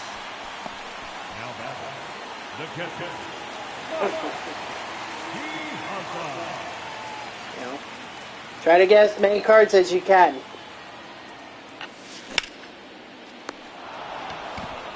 I can tell you that when the game comes out for me, because I'm just getting the standard edition, when it comes out for me, the first thing I'm doing is storylines. Alright? And I'm probably going to stream that, so I'm not going to dive into... I'm not going to dive into Diamond Dynasty quite yet. If I get the storylines all done before... If I get it done before I end a 2-hour stream or 3-hour stream, then maybe I'll go into Diamond Dynasty, set up my team and everything. But I don't know. I don't know how long it would take me to get the storylines done. I really don't. Your attention, please. Now pitching for the A's. Number 64, Ken Waldichuk. Ball one, no strike. Oh, Lord. Yeah, I forgot my mother was away for today.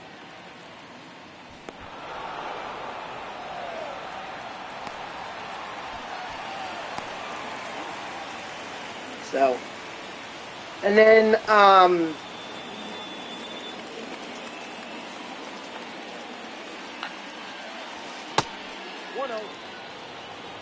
well, I don't know if I would buy... See, that's the thing. I don't know if I would buy packs. I would rather earn them. And then that way, the stubs... Like... The stubs I could save up if there's a Mets card or a card that I specifically want. I guess when I said buy packs, what I really should have said is play the game to earn them and then hope for some good luck. I got 1 ball, 1 strike. You could also grind... I know a lot of people don't like doing this, but you could also grind the Nation of Baseball Conquest map, get that out of the way. You could do that. Ball in.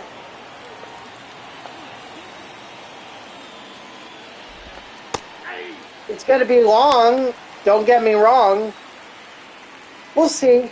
We'll see. They haven't indicated that they took them out, but at the same time, they haven't indicated that they're back.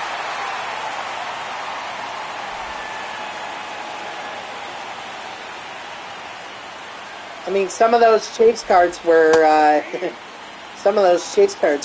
really expensive and really good.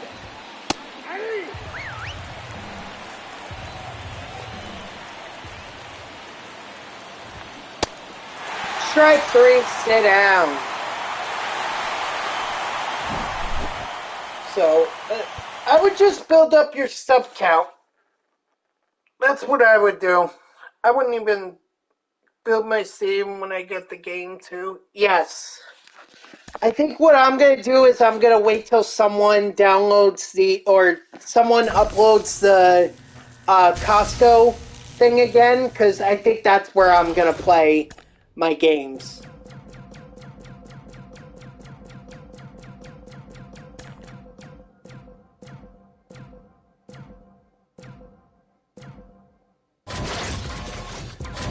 $7,500 subs. Cool. I'll take that.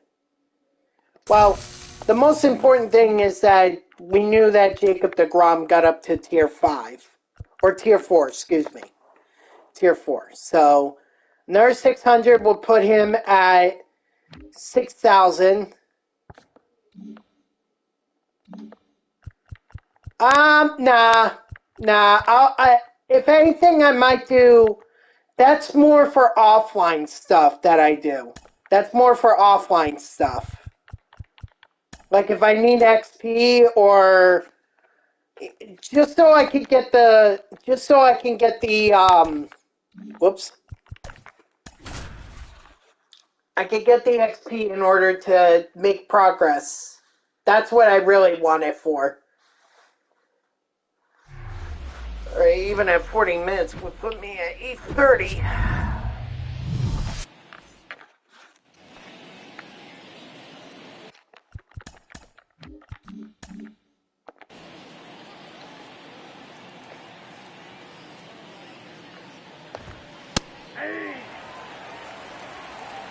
I'm sorry if I'm looking a little bit annoyed. It's just that my brother's talking to my aunt on the phone, or to our aunt on the phone, and I can hear how loud he's being. And right now I can hear how loud my aunt is being, and right now I kind of want to tell him to both shut up.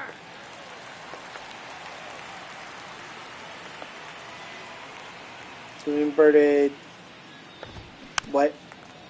My PS5 to inverted colors? Inverted colors? What does that mean? Inverted colors and try to win a ranked... But what does inverted colors mean? What does that mean? I'm confused.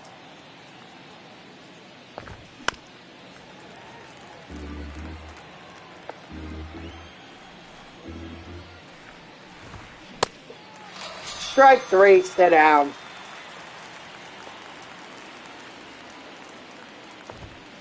Yeah.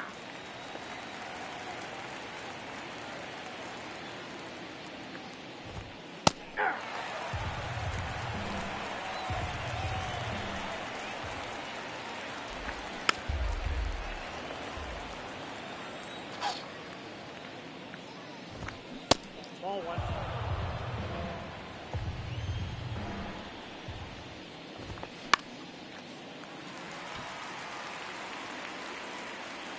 There we go.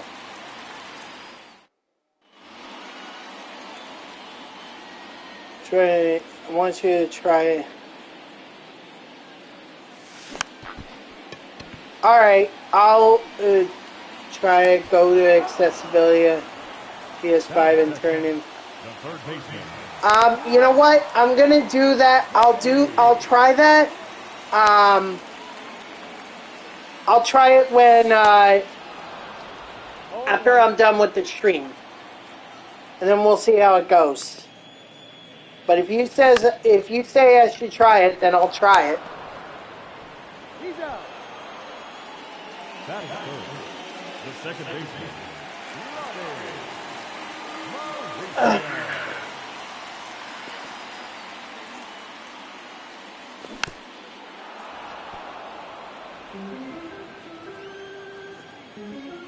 Come on, Mauricio.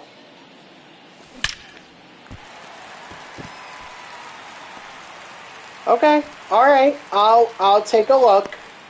I just don't want it to look weird on stream. That's why I'm gonna wait till I get off stream to be able to see it. And then if I like it, then maybe I'll keep it on for tomorrow.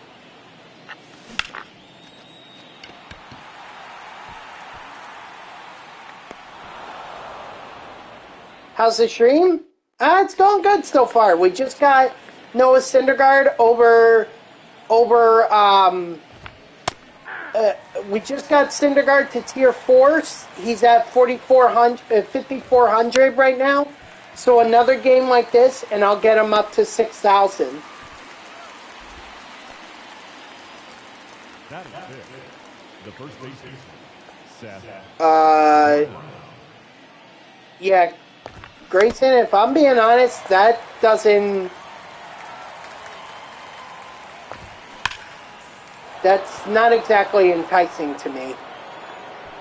Jesus Christ, can Seth Brown go F himself? That's the one guy I keep having problems with in terms of the frickin' A's lineup. Like, he's always hitting the home runs. And I'm pretty annoyed by it. One ball, 2 strikes. That's in. Ball 2. Okay. I mean, I'm going to tell you right now, that does not sound enticing to me at all. Like, that sounds like it's a show. Shit show, essentially. But I'm willing to give it a try. 0-2 is the count. Strike 3, sit down.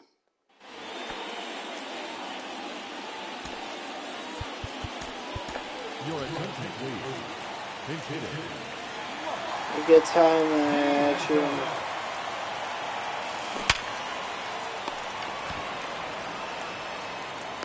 Out there. Batting fifth, the shortstop, number 24. On YouTube? Hold on. I have YouTube pulled up right now. I can.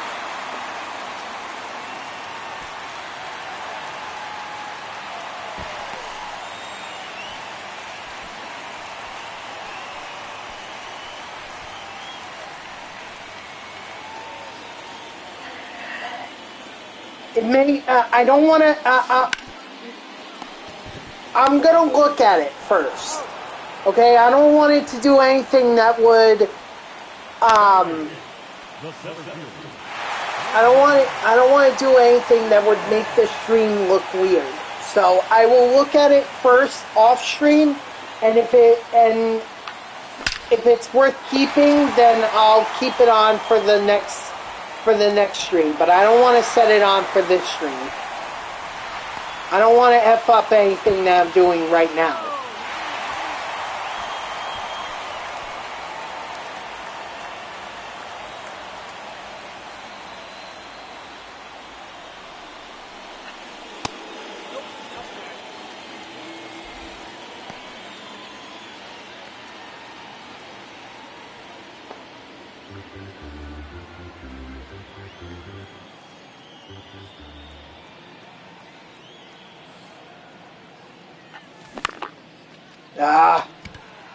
Man, I had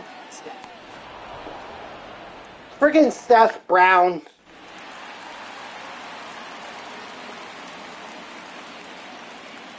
Yeah, I just don't want to do anything that would screw up my current stream. So tomorrow we'll take a look at it, and if I really don't like it, well then I'm gonna change it back. Or if I don't like how it looks, then I probably won't change it for, I probably won't change it for the stream, but we'll see. We'll see.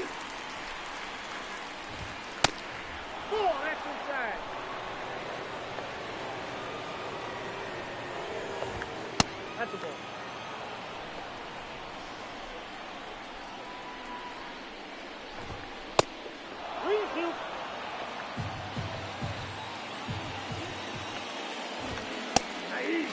Strike three, sit down.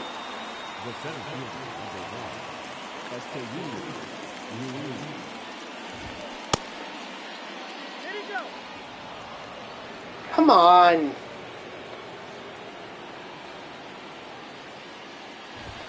You forgot that Andy Pettit used steroids? I didn't even know he did. But I guess if he did, then that should show that they're really MLB The Show is starting to include those players. Like this year we got Sosa, or MLB The Show 23, we got Sosa and McGuire. You know, now we're allegedly getting and now we're getting Andy Pettit.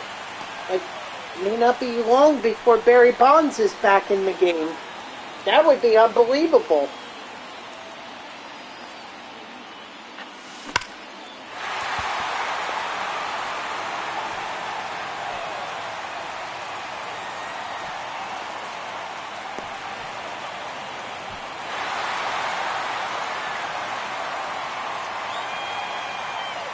It's using HGH twice, and one more in 2002 and one more in 2004 to help him recover from injuries. He claimed those were the only times he used.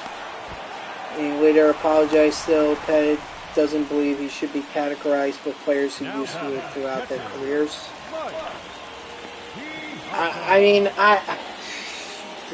This is where it gets hazy.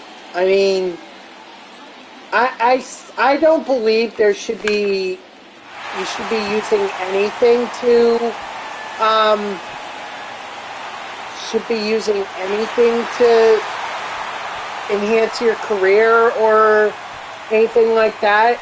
You know, I don't think anyone should be using PEDs or steroids. Like, I'm sorry, but you have to let your body heal naturally. You know, if you play with an injury, you risk severing it or making the injury more severe. You shouldn't be playing through it if your body's not healed.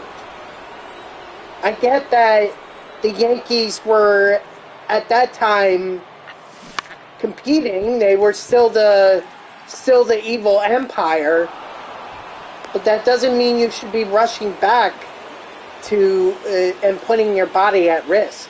So, I guess what I'm saying is that I can't really cut Andy Pettitte a break.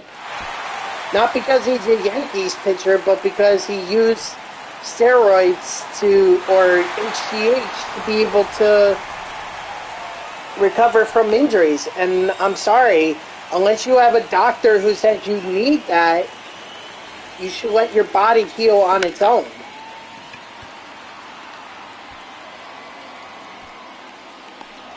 The human body is more resilient than a lot of people think. It's our organs that are really killing us.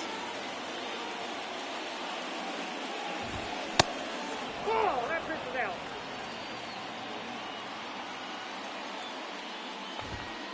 So, I'm sorry, I'm not cutting Andy Pettitte slack. He should have known better. And while he may not get characterized with those with Mark McGwire, Jose Canseco, Sammy Sosa, I'm sorry to say, but you know, I don't buy that argument. I don't buy it. Easily could have taken something else, could have gotten a doctor's prescription, you know, if he really needed it. I didn't see any doctor prescription for Andy Pettitte, or at least I haven't heard of any doctor prescription for Andy Pettitte.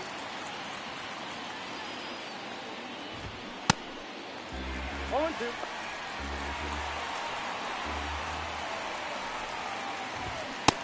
Strike 3, sit down.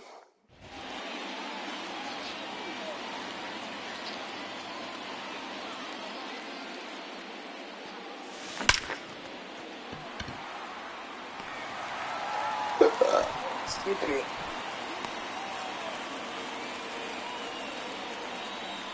Now batting, the right fielder, Gary Carter.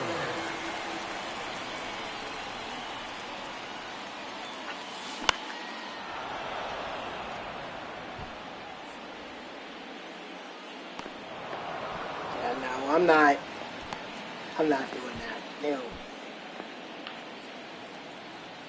I guess what I really could do, since I have some subs to play with, I feel like I should just buy the rest of the classic stadiums and finish up the collection, get polo grounds. You know? Because I haven't gotten polo grounds this year. I don't know if I even got it last year. I know I think the last time I had it was 2021.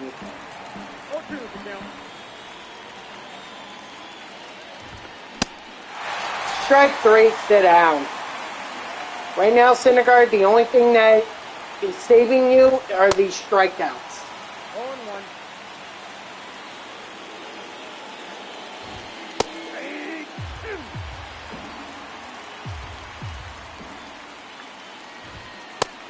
One ball, 2 strikes.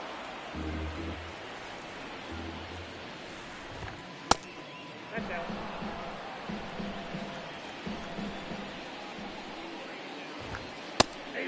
Strike 3, sit down. Yeah, I never try to stream on the weekends. Although, truth be told, I was actually planning on not streaming today. That was the thing. I slept so late. I was like, do I really want to stream today? You know, probably not. I mean, I'm tired, and I wanted to be able to sleep. But then I realized, you know, 6 to 9, who cares? That's my old hours. That's what I used to stream, you know, why not? Worst comes to worst, no one shows up. So, yeah, I fell asleep. This is the pain in the butt that is having a full-time job and trying to work. And also trying to go to the gym. It just never feels like you have any time to do anything else.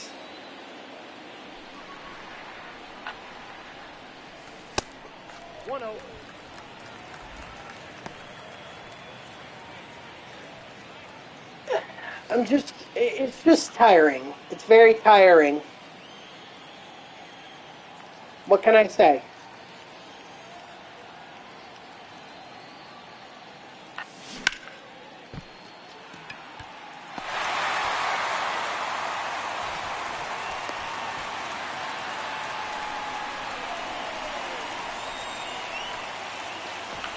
Ladies and gentlemen, your attention please. Now coming for number 55, Adrian Martinez. But that's the great thing about having days off, like Monday, not tomorrow, but this week it'll be Monday and Wednesday that I have off. So if I'm too tired, then at the very least, I can do streams later. It's really only the days that I do work, which this week it's Tuesday, Thursday, and Friday, that it's kind of like, okay, I need to stream from 3 to 6. But I can stream any time in a normal week, I can stream any time on Monday and Tuesday. It's just Wednesday through Friday, that's when it has to be 3 to 6 for me.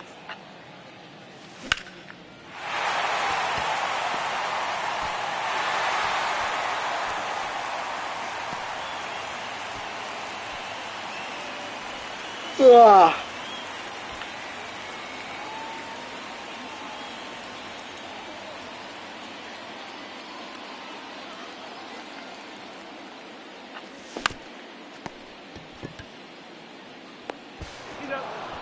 No, he's safe. The bat, the first baseman. We'll see. Look, I'm going to be totally honest. Thursday is going to be rough. I mean, tomorrow's going to be rough. Thursday's going to be rough. Seriously, Friday, Saturday, and Sunday are probably going to be my easiest days. So, you know, I don't think I'm going to catch the stream. It's just going to be too tiring for me. I need to get ready for work since Tuesday and Thursday. Tuesday is Super Tuesday, and Thursday is the State of the Union address.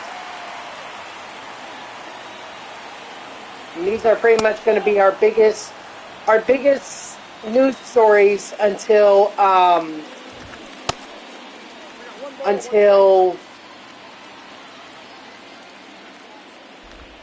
probably the Republican and Democratic presidential conventions. Although I think at this point we kind of know who's going to be the nominees. And then after that, it's going to be the election.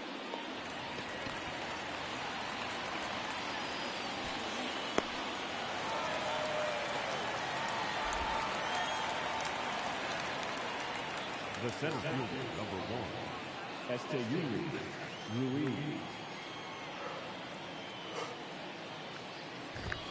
Ugh. Ball 1, no strike. Yeah.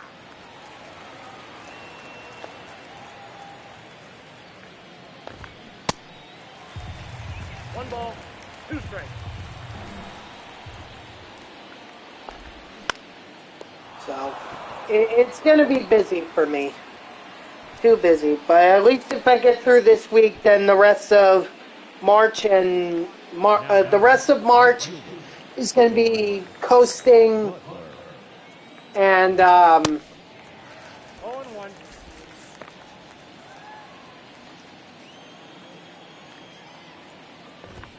And then April is just going to be a bunch of vacation days for me. So starting in MLB 25, I'll have to find a new bench bat. Why MLB 25? Why not start in the Leading off for Long Island, the center fielder, Brandon. wait, so they're not going to include him this year. They're not well.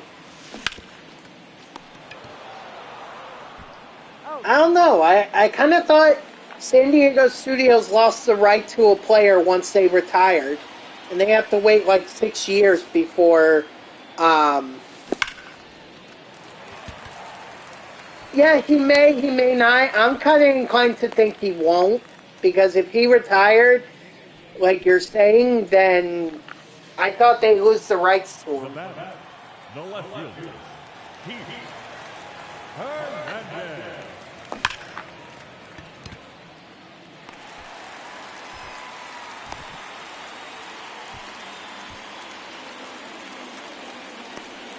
Now the third baseman, 23, but only has a common. Okay. Yeah, I mean, I'm not 100% sure.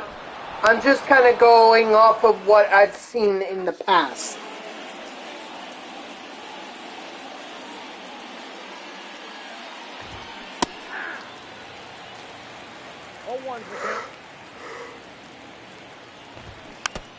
I do hope at some point we do get Ichiro. I'd like to get Ichiro. Strike 3, sit out, by the way. He'll be in the game. I'm fairly certain of that. It's just a matter of, when. When is he going to be in the game?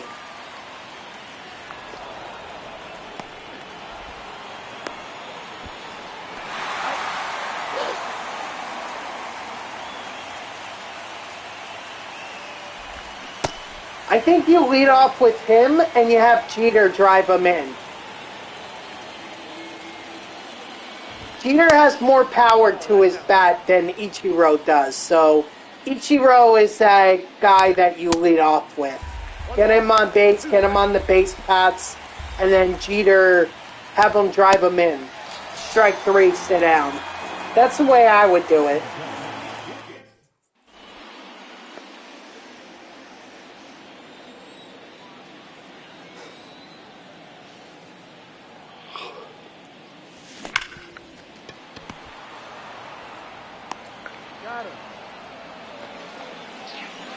the batter, the catcher, Mike Piazza. Oh, I think he's going to be added. Like, there's no way he gets into the Hall of Fame this year and you don't add him. Unless they're going to wait till later in the year.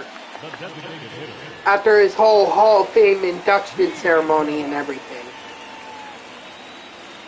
I don't think there's going to be a Barry Bonds card. I mean, they've kind of gone big with McGuire and Sosa this year. They're adding Pettit, and I have not bought 24 yet.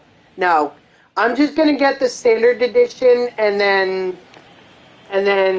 I'll probably wait a while for that. Mainly because at some point I have to do my taxes, so I gotta make sure I pay my taxes. Ugh, that's gonna set me back. Damn it. 1 ball, 2 strikes. Yeah, just whenever we get the yeah, I see no rush right now to get the standard edition. I don't think Bonds is going to be in the game, Grayson. He may be in the game eventually, but he's not going to be in it this year. I don't think. No balls, 2 strikes. Besides, that would be one where they do a big reveal. Where they're like, and finally, after so many years of being out of a baseball game, I mean, he was really, the last game I remember him being in is MVP Baseball 2003. That's the last game, and then he was replaced with John Dowd. 0-1's the count. Who was white. Which I don't understand. I don't understand how you replace Barry Bonds, a black guy, with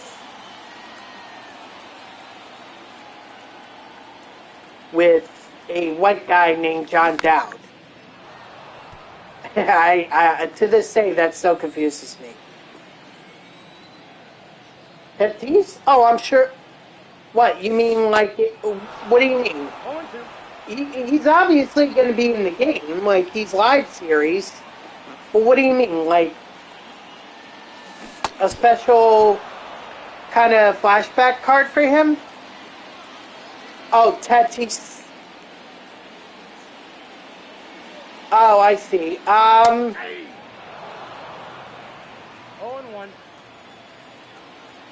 Look, I'll be totally honest. Fernando Tatis Sr. probably should not. I mean, he wouldn't be an exciting guy to get in the game. And that's coming from a Mets fan.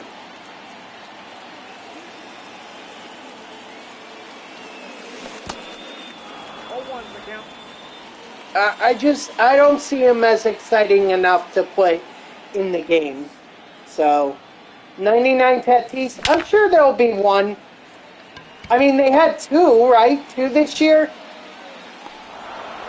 That was the Chase one. That was the Chase Pack one. And then there was also the one from the events.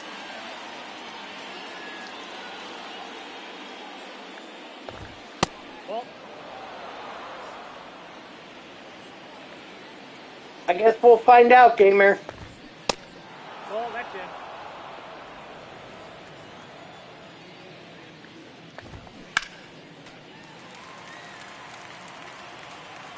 But Barry Bonds, I don't think will be in the game this year. 2 balls, 2 strikes.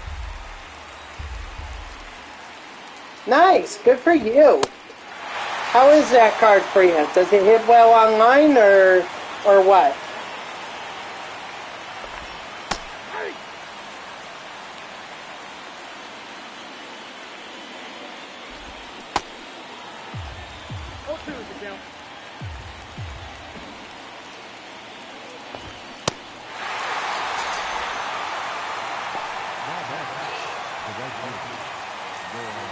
SCS will shove Yankee Soto cards down our throats.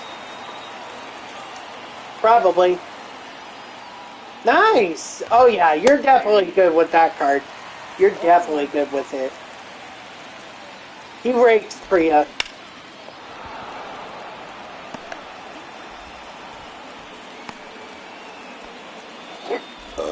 Excuse me.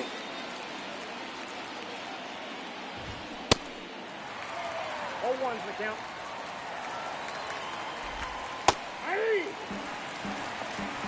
No balls, 2 strikes. Strike 3, sit down. The charisma.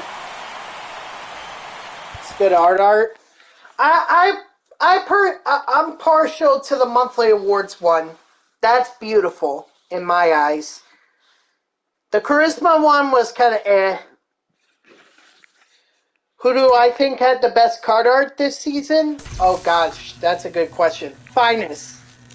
Finest definitely had the best card art in the game. Oh, I didn't see how much Syndergaard got from that game. Shh.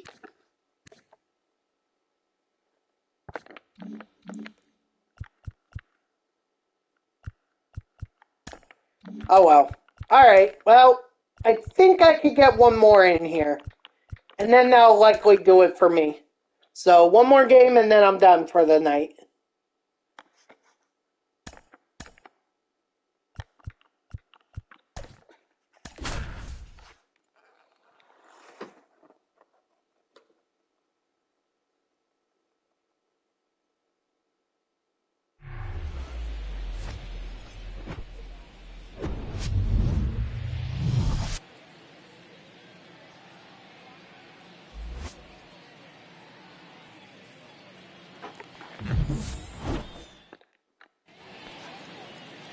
Leading off the afternoon for Oakland. But the finest definitely won it for me this season, like, or this year, at least. The finest had beautiful, beautiful card art.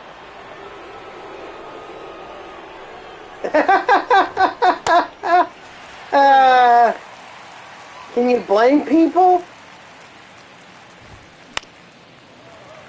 I mean, just imagine if there was a similar event like that for diamond pitchers and common batters. Oh my God, we'd be seeing John Donaldson across the board.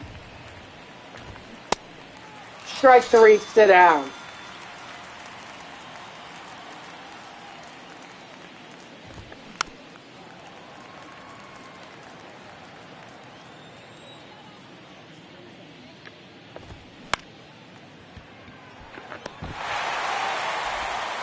Great effort there by Colin Hawk. Well, he might have saved a triple or a double. He's going. Late jump. Got him.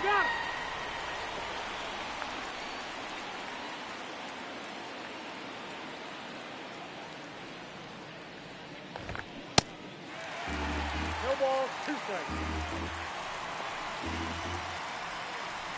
Yeah, I mean, you can literally do that against the Oakland A's, like what I'm doing right now. I'm just bullying them. I'm a big bully.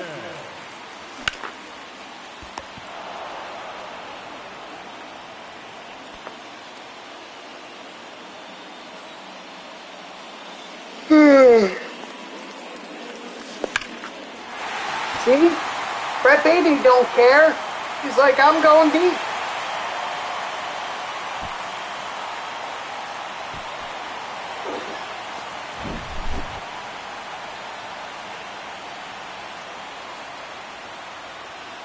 What 500,000 signing bonus?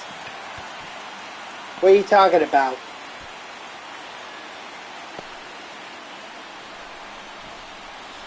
Batting fourth, the catcher, Mike Piazza.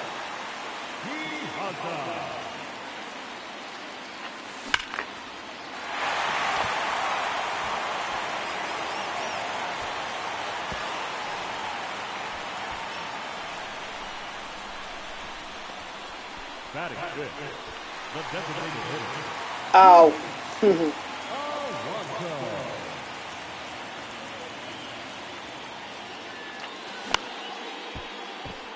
Well, that's more than what I've ever made. So,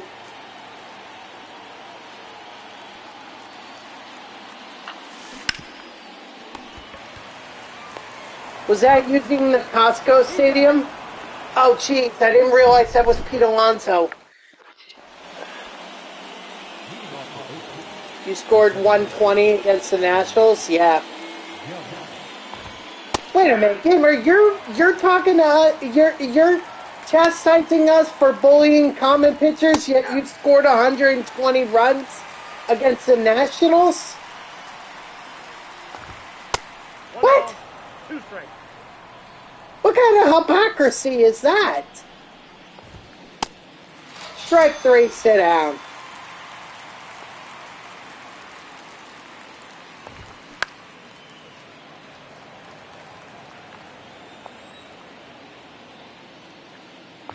Oh, 1 gold. 1 gold. Oh, wow. 1 ball, 2 strikes.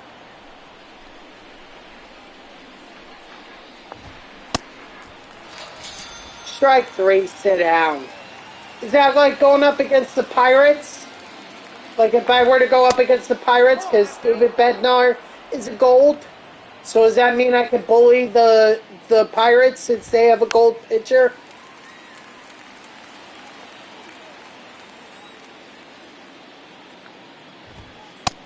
Whoa, that's kicked out.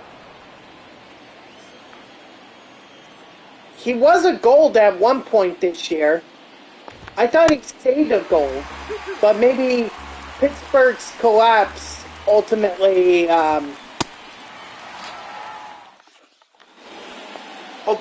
brought down his rating. But it seems like Pittsburgh always collapses every season. Like, they're good, and then they collapse. Got it.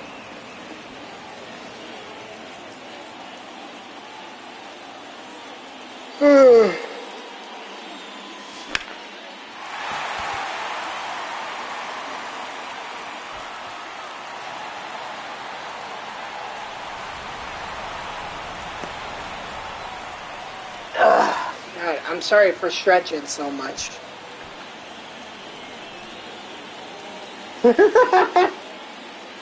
Hey, the boss says he wants his money. You'll go and give it to him. Boss says he wants his money. He wants it right now.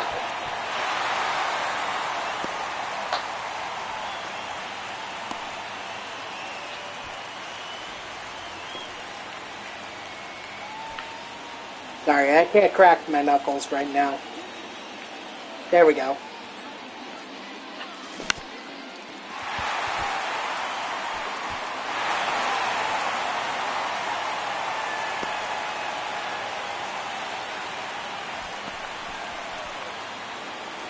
We gotta pay up.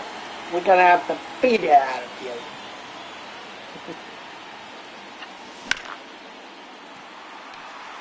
Ah, tough guy, huh?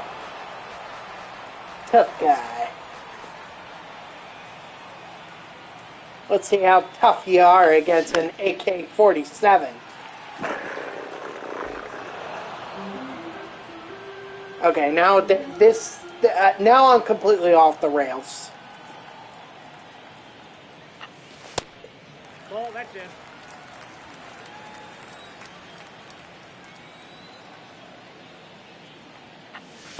Ball 2.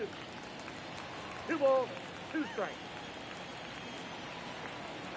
We were, but oh boy. Yeah, I mean, I'm not surprised.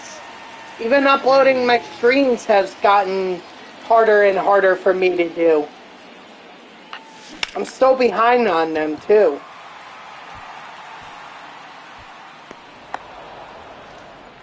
What do I want to accomplish?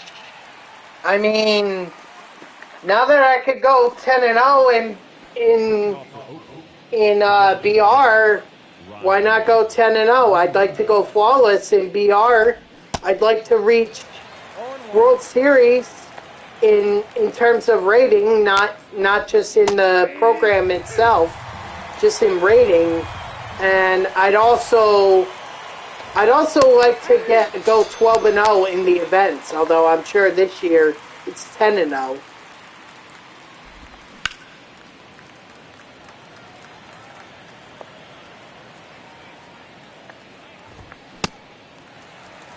Oh, 2 is the count. 1 ball. Another goal I think I'd like to have. I'd like to have my all Mets lineup superfractored before the end of the year. Before the end of the year, because I feel like I'm wasting so much time by doing all this. Where I really can just. Had I known about Costco Field, and I probably should have a lot sooner, I would have had so many more P5 cards this year.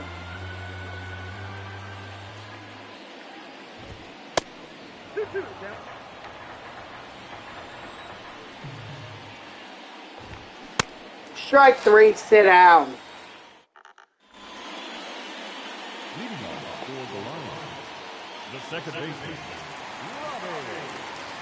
Mauricio.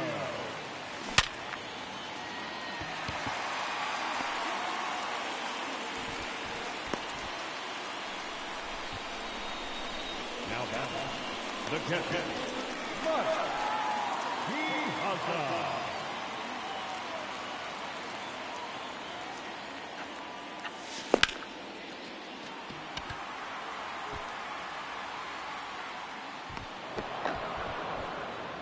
Good thing the game ignored me.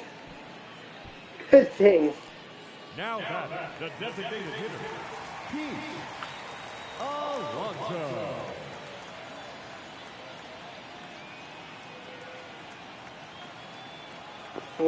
Got. Well, again, there's not going to be 12-0. There's only going to be 10-0 if you're talking about BR. I don't know what it's going to be like in the event. I much imagine it's going to be the same thing. No more 12-0. It'll be 10-0 now.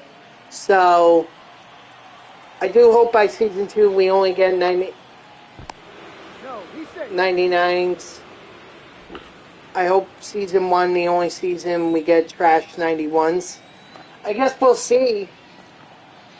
But there's no doubt in my mind that, yeah, they changed it. They changed it to 10-0. That was part of their blog that they released on Diamond Dynasty. Gamer can actually confirm this for me, too. Or he was the one to tell me about it before I even saw it.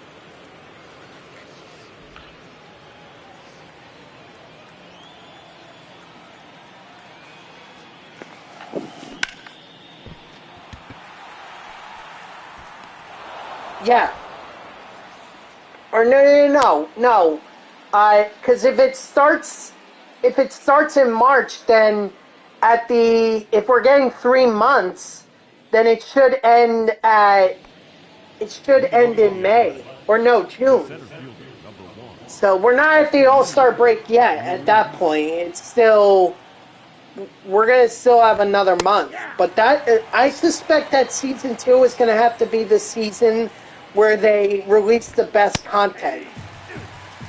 After all, they're going to have to contend with EA Sports College Football 24. 1 ball, 2 strikes.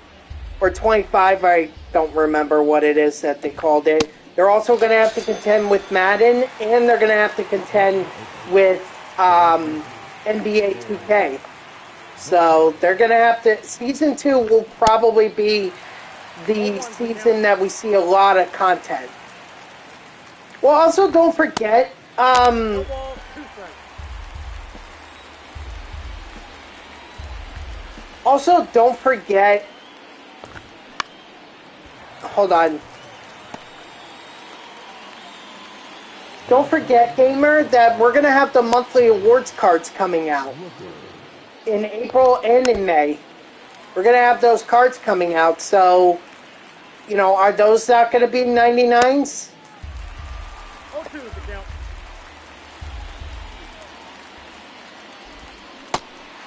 I don't remember for 2020 for MLB The Show 22, but this year they definitely had the Lightning players as 99 overalls. They're going to be 95? Okay, well then that's not going to make them any value. Is that what they've done in years past, where they would have them as 95 overalls? I don't remember. That's why I'm asking.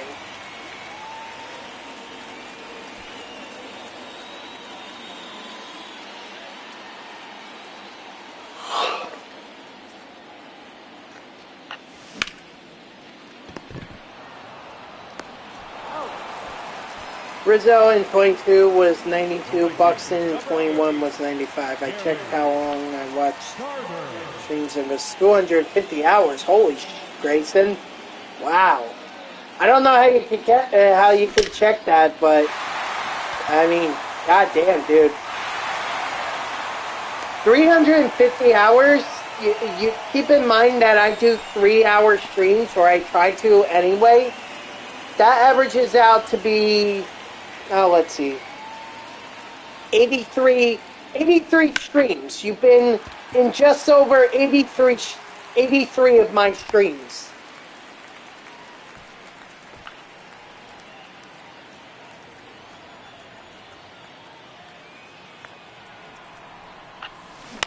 And I appreciate that, Grayson. Thank you. Thank you for being in my streams a lot. Now batting, the second baseman, Robbie Ugh. Mauricio.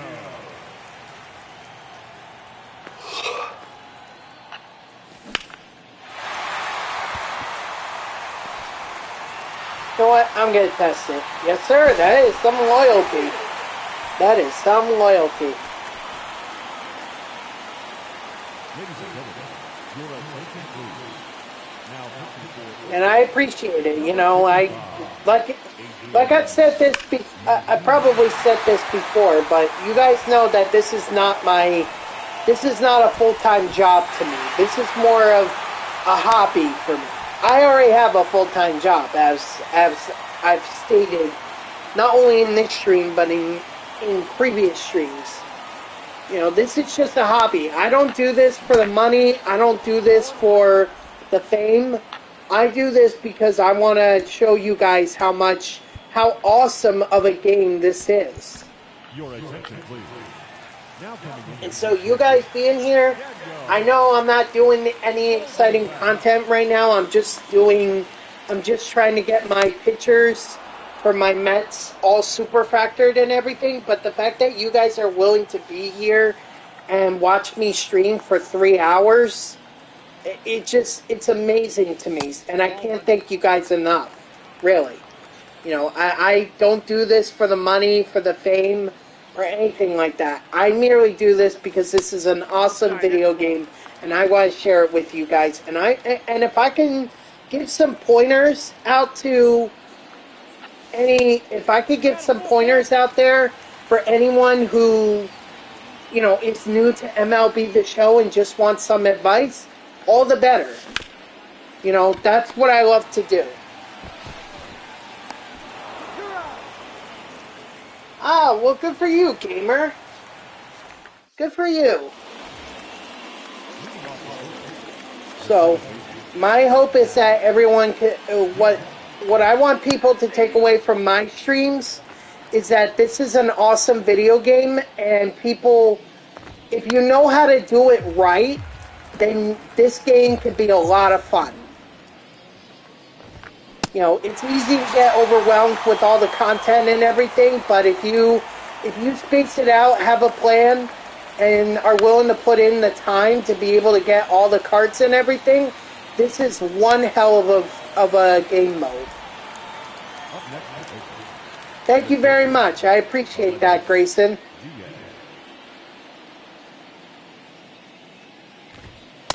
Flying grinder. Yeah, exactly. Like, that was the thing. See, when I started streaming, that was the thing that clicked with, or that I had to do to distinguish myself from other streamers. I knew how popular MLB The Show is. I know how popular of a video game it is. But I couldn't just distinguish myself by playing online, because everyone plays online. Plus, I'm really bad at online streams, as you guys know. I'm really bad. I can have my moments, but for the most part, I'm terrible online. So, that's, you know, when I started streaming, I was like, you know, a lot of people do a lot of online grinding, but what about the offline grinding? Because I don't see that a lot on YouTube or on Twitch or anything. I just see a lot of people grinding offline, so that's kind of where it clicked for me. It was like, oh, okay, I'll do offline stuff. And actually, some of my more popular streams have been when I grinded offline stuff. Like, one stream that I did that got over like 10,000 views on YouTube, that one was me grinding out the World Series program in MLB The Show 21. It was by far my most popular video, or my most popular stream, or most viewed stream, I should say, on YouTube.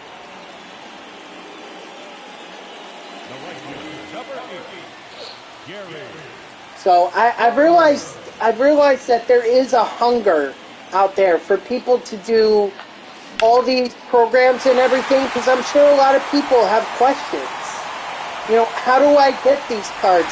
What do I need to do? What stadiums should I play in? All that stuff. All those questions.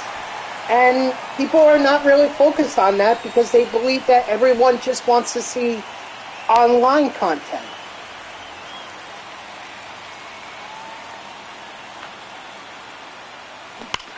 That's alright, man.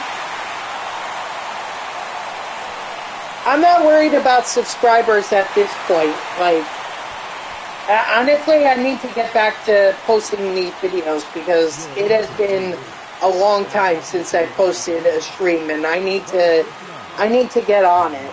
So, if I don't get on it, I'm gonna fall so far behind. And Twitch also doesn't save my or they save my streams, but they don't keep them for long. I think like 2 weeks is how long Twitch keeps my streams, so I gotta download them and then I gotta upload them to YouTube, and then I have to wait 4 hours for it to process.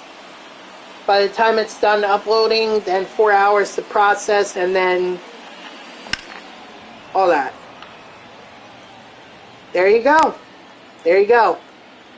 Yeah, and definitely this year, as I've said in the past, I definitely want to do more short videos, like short highlights.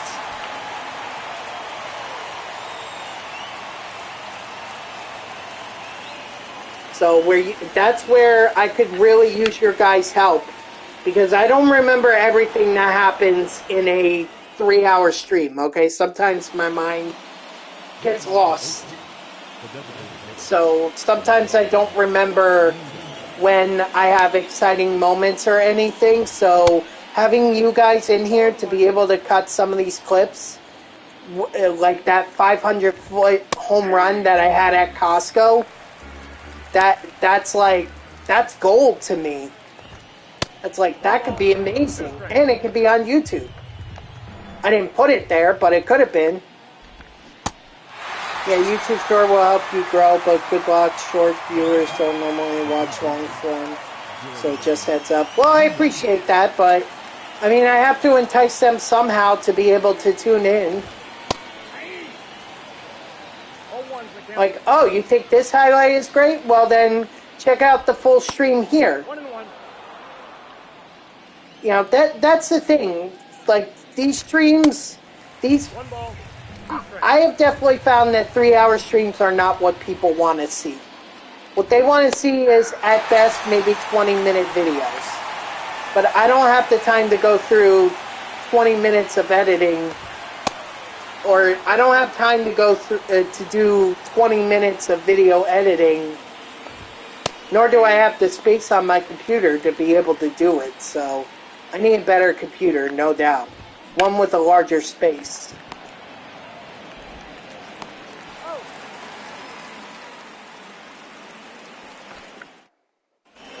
And one that's more durable to be able to process those videos.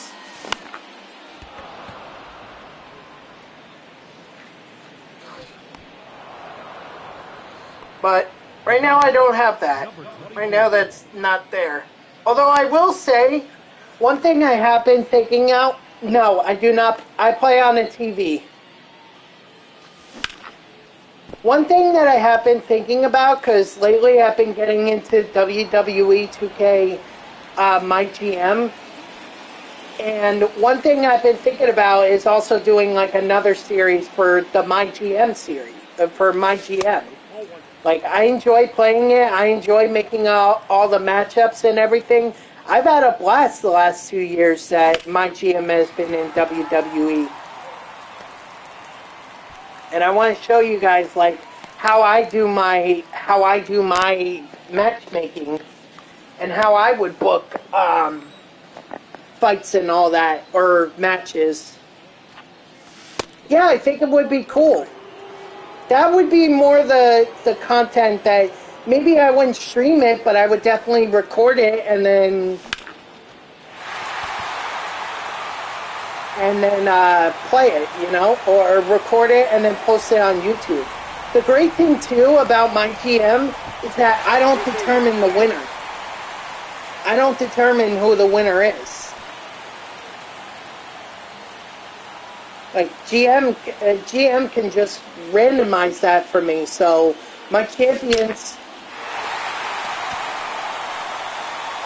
you would like college football more than WWE 2K?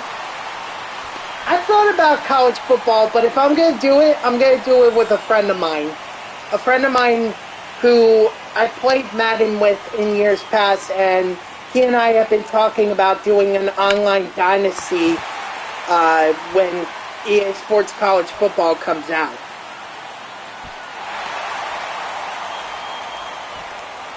Ladies and gentlemen, your attention please. Now pitching for Oakland, number 64, Ken Waldachek. I think it would be fun, but I don't know. His schedule and my schedule have to align, and right now my schedule is so abnormal, I'm not even sure it can align with myself. So, I don't know, but I'm definitely the idea of doing a college football dynasty with my Penn State Nittany Lions. That's something I would definitely be interested in doing.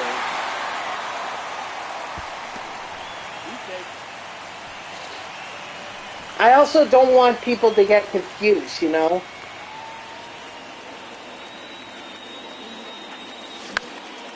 Well, a lot of people are going to be doing, a lot of people are going to be posting college football videos and everything, because this is the first time in 10 years that we've had a new college football game, so, you know, everyone's going to be posting this content. Even Anto the Boss on YouTube, I've seen him already post videos of it.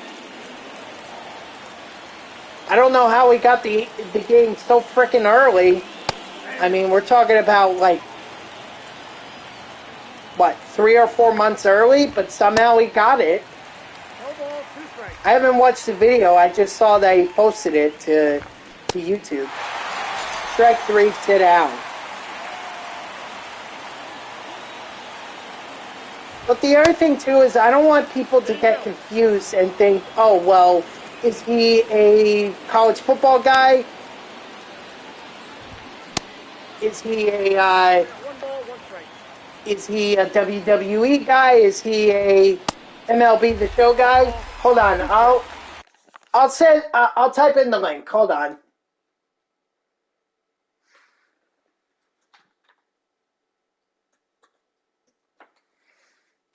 Let's see.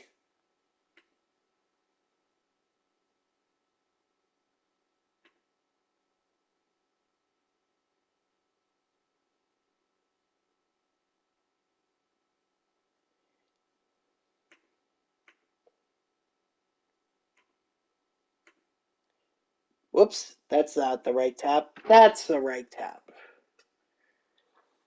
This guy I've been following for a long time. Like, goes back to really my high school days.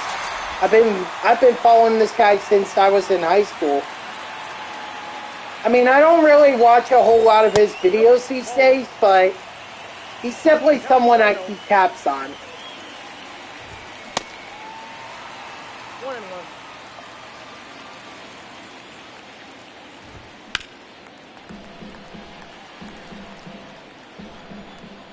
I think I started tuning into Anto the Boss when he posted his NCAA Football 11 videos, the Road to Glory videos, because I think he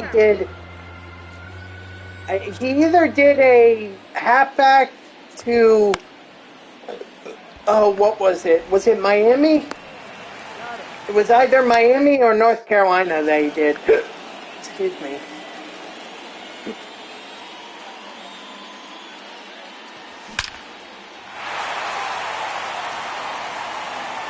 Boy, Colin.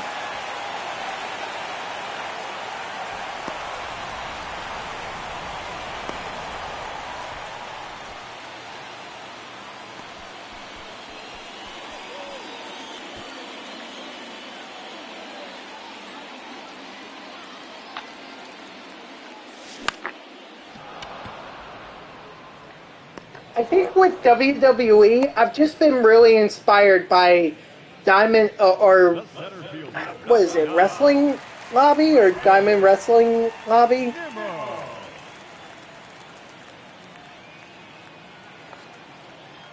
Wrestling lobby, that's what it is.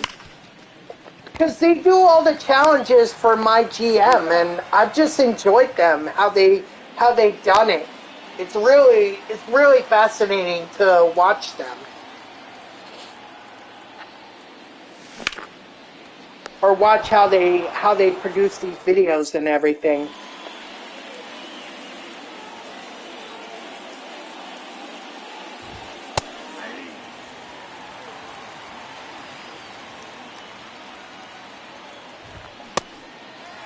No ball, 2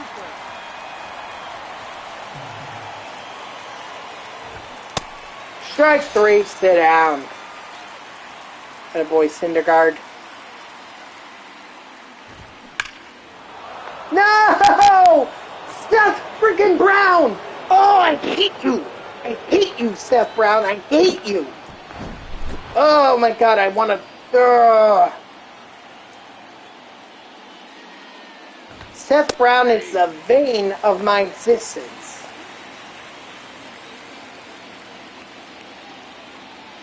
Maybe I mean bane. He's the bane of my existence. Maybe I had it right the first time. I don't know.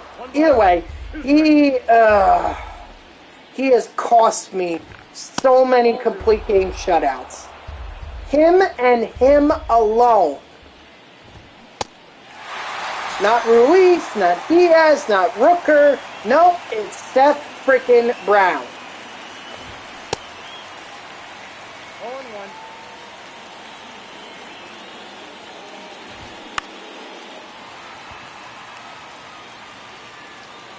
I don't even know how many strikeouts Syndergaard has.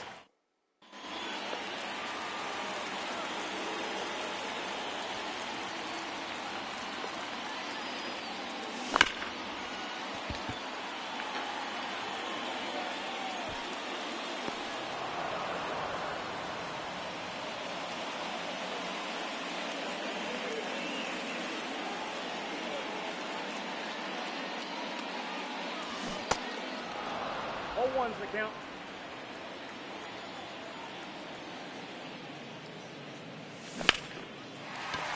That boy Beatty.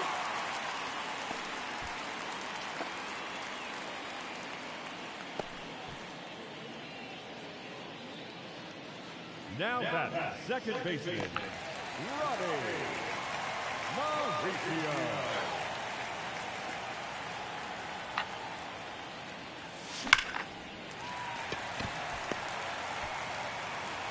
That boy Mauricio. Mauricio having a good day. Freaking 6 for 6. Yeah. Your attention, please. Get unlimited packs is you keep redrafting BR. Chad Smith.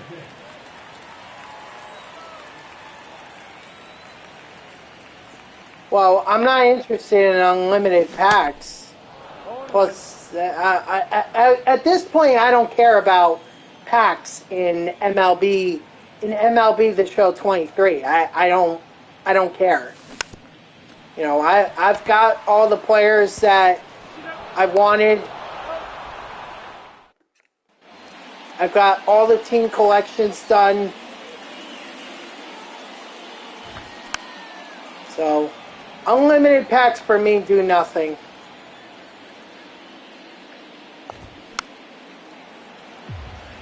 I mean, truth be told, I do want to get that Reggie Jackson card. That's part of the Chase pack. That's why I keep buying those Chase Set 9 packs so that I can get Reggie. Strike 3, sit down. Okay, so he's at 19. Well, hopefully at least he can get to 20. Because having 20 strikeouts would be very helpful.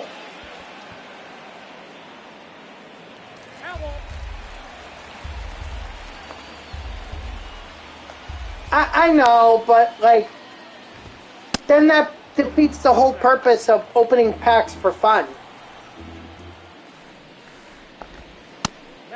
Good luck, gamer. It's not like I'm going to use Reggie. It's just I want I want him just to have him. Strike 3, sit down, make it 20.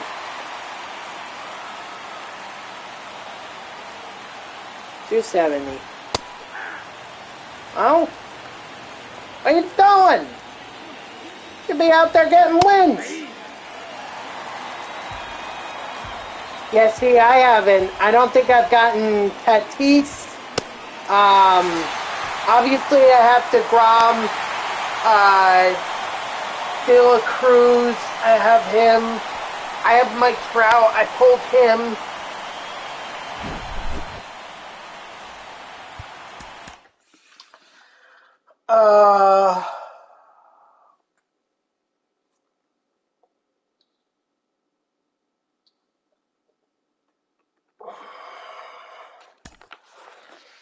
Joe Mauer? I don't think so.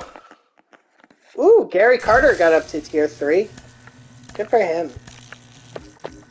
Syndergaard, he's now at 6,700.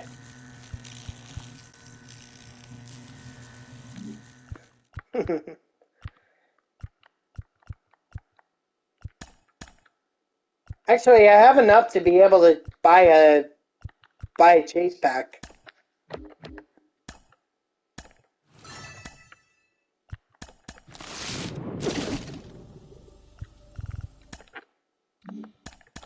Come on, give me Reggie. Give me Reggie. Give me Reggie. Ah, it's not Reggie.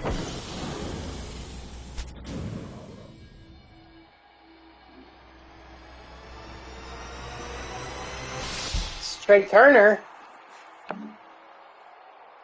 That's not bad. Alright, well, fortunately I don't have enough to be able to buy another pack, so, and I'm not gonna put myself below 1.2 million, so.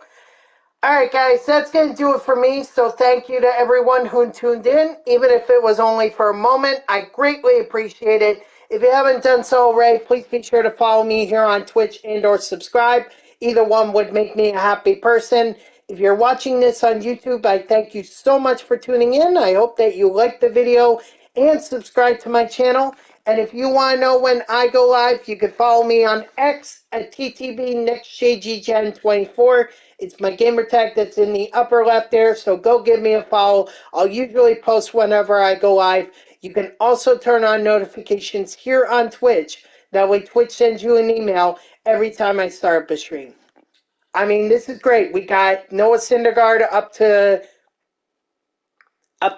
tier 4. He's at 6,700, which even doing 3 games would put 3 games tomorrow could put me at 8,500, which means I would only need a couple more games to be able to get him to Superfractored. So we are going to continue on this grind. Syndergaard, he's getting closer and closer and closer, and then after that is only Al Leiter. And once Al Leiter's done, that's the end of this series. That's the end of me playing MLB The Show 2023, and then I'll see you all for MLB The Show 24. But until we get there, we're still going to be on this grind. So I hope you'll tune in tomorrow at 3 p.m. Eastern. Yes, I can confirm it will be at 3 p.m. Eastern because I have work tomorrow. So I hope to see you then. And until then, guys, have a good night.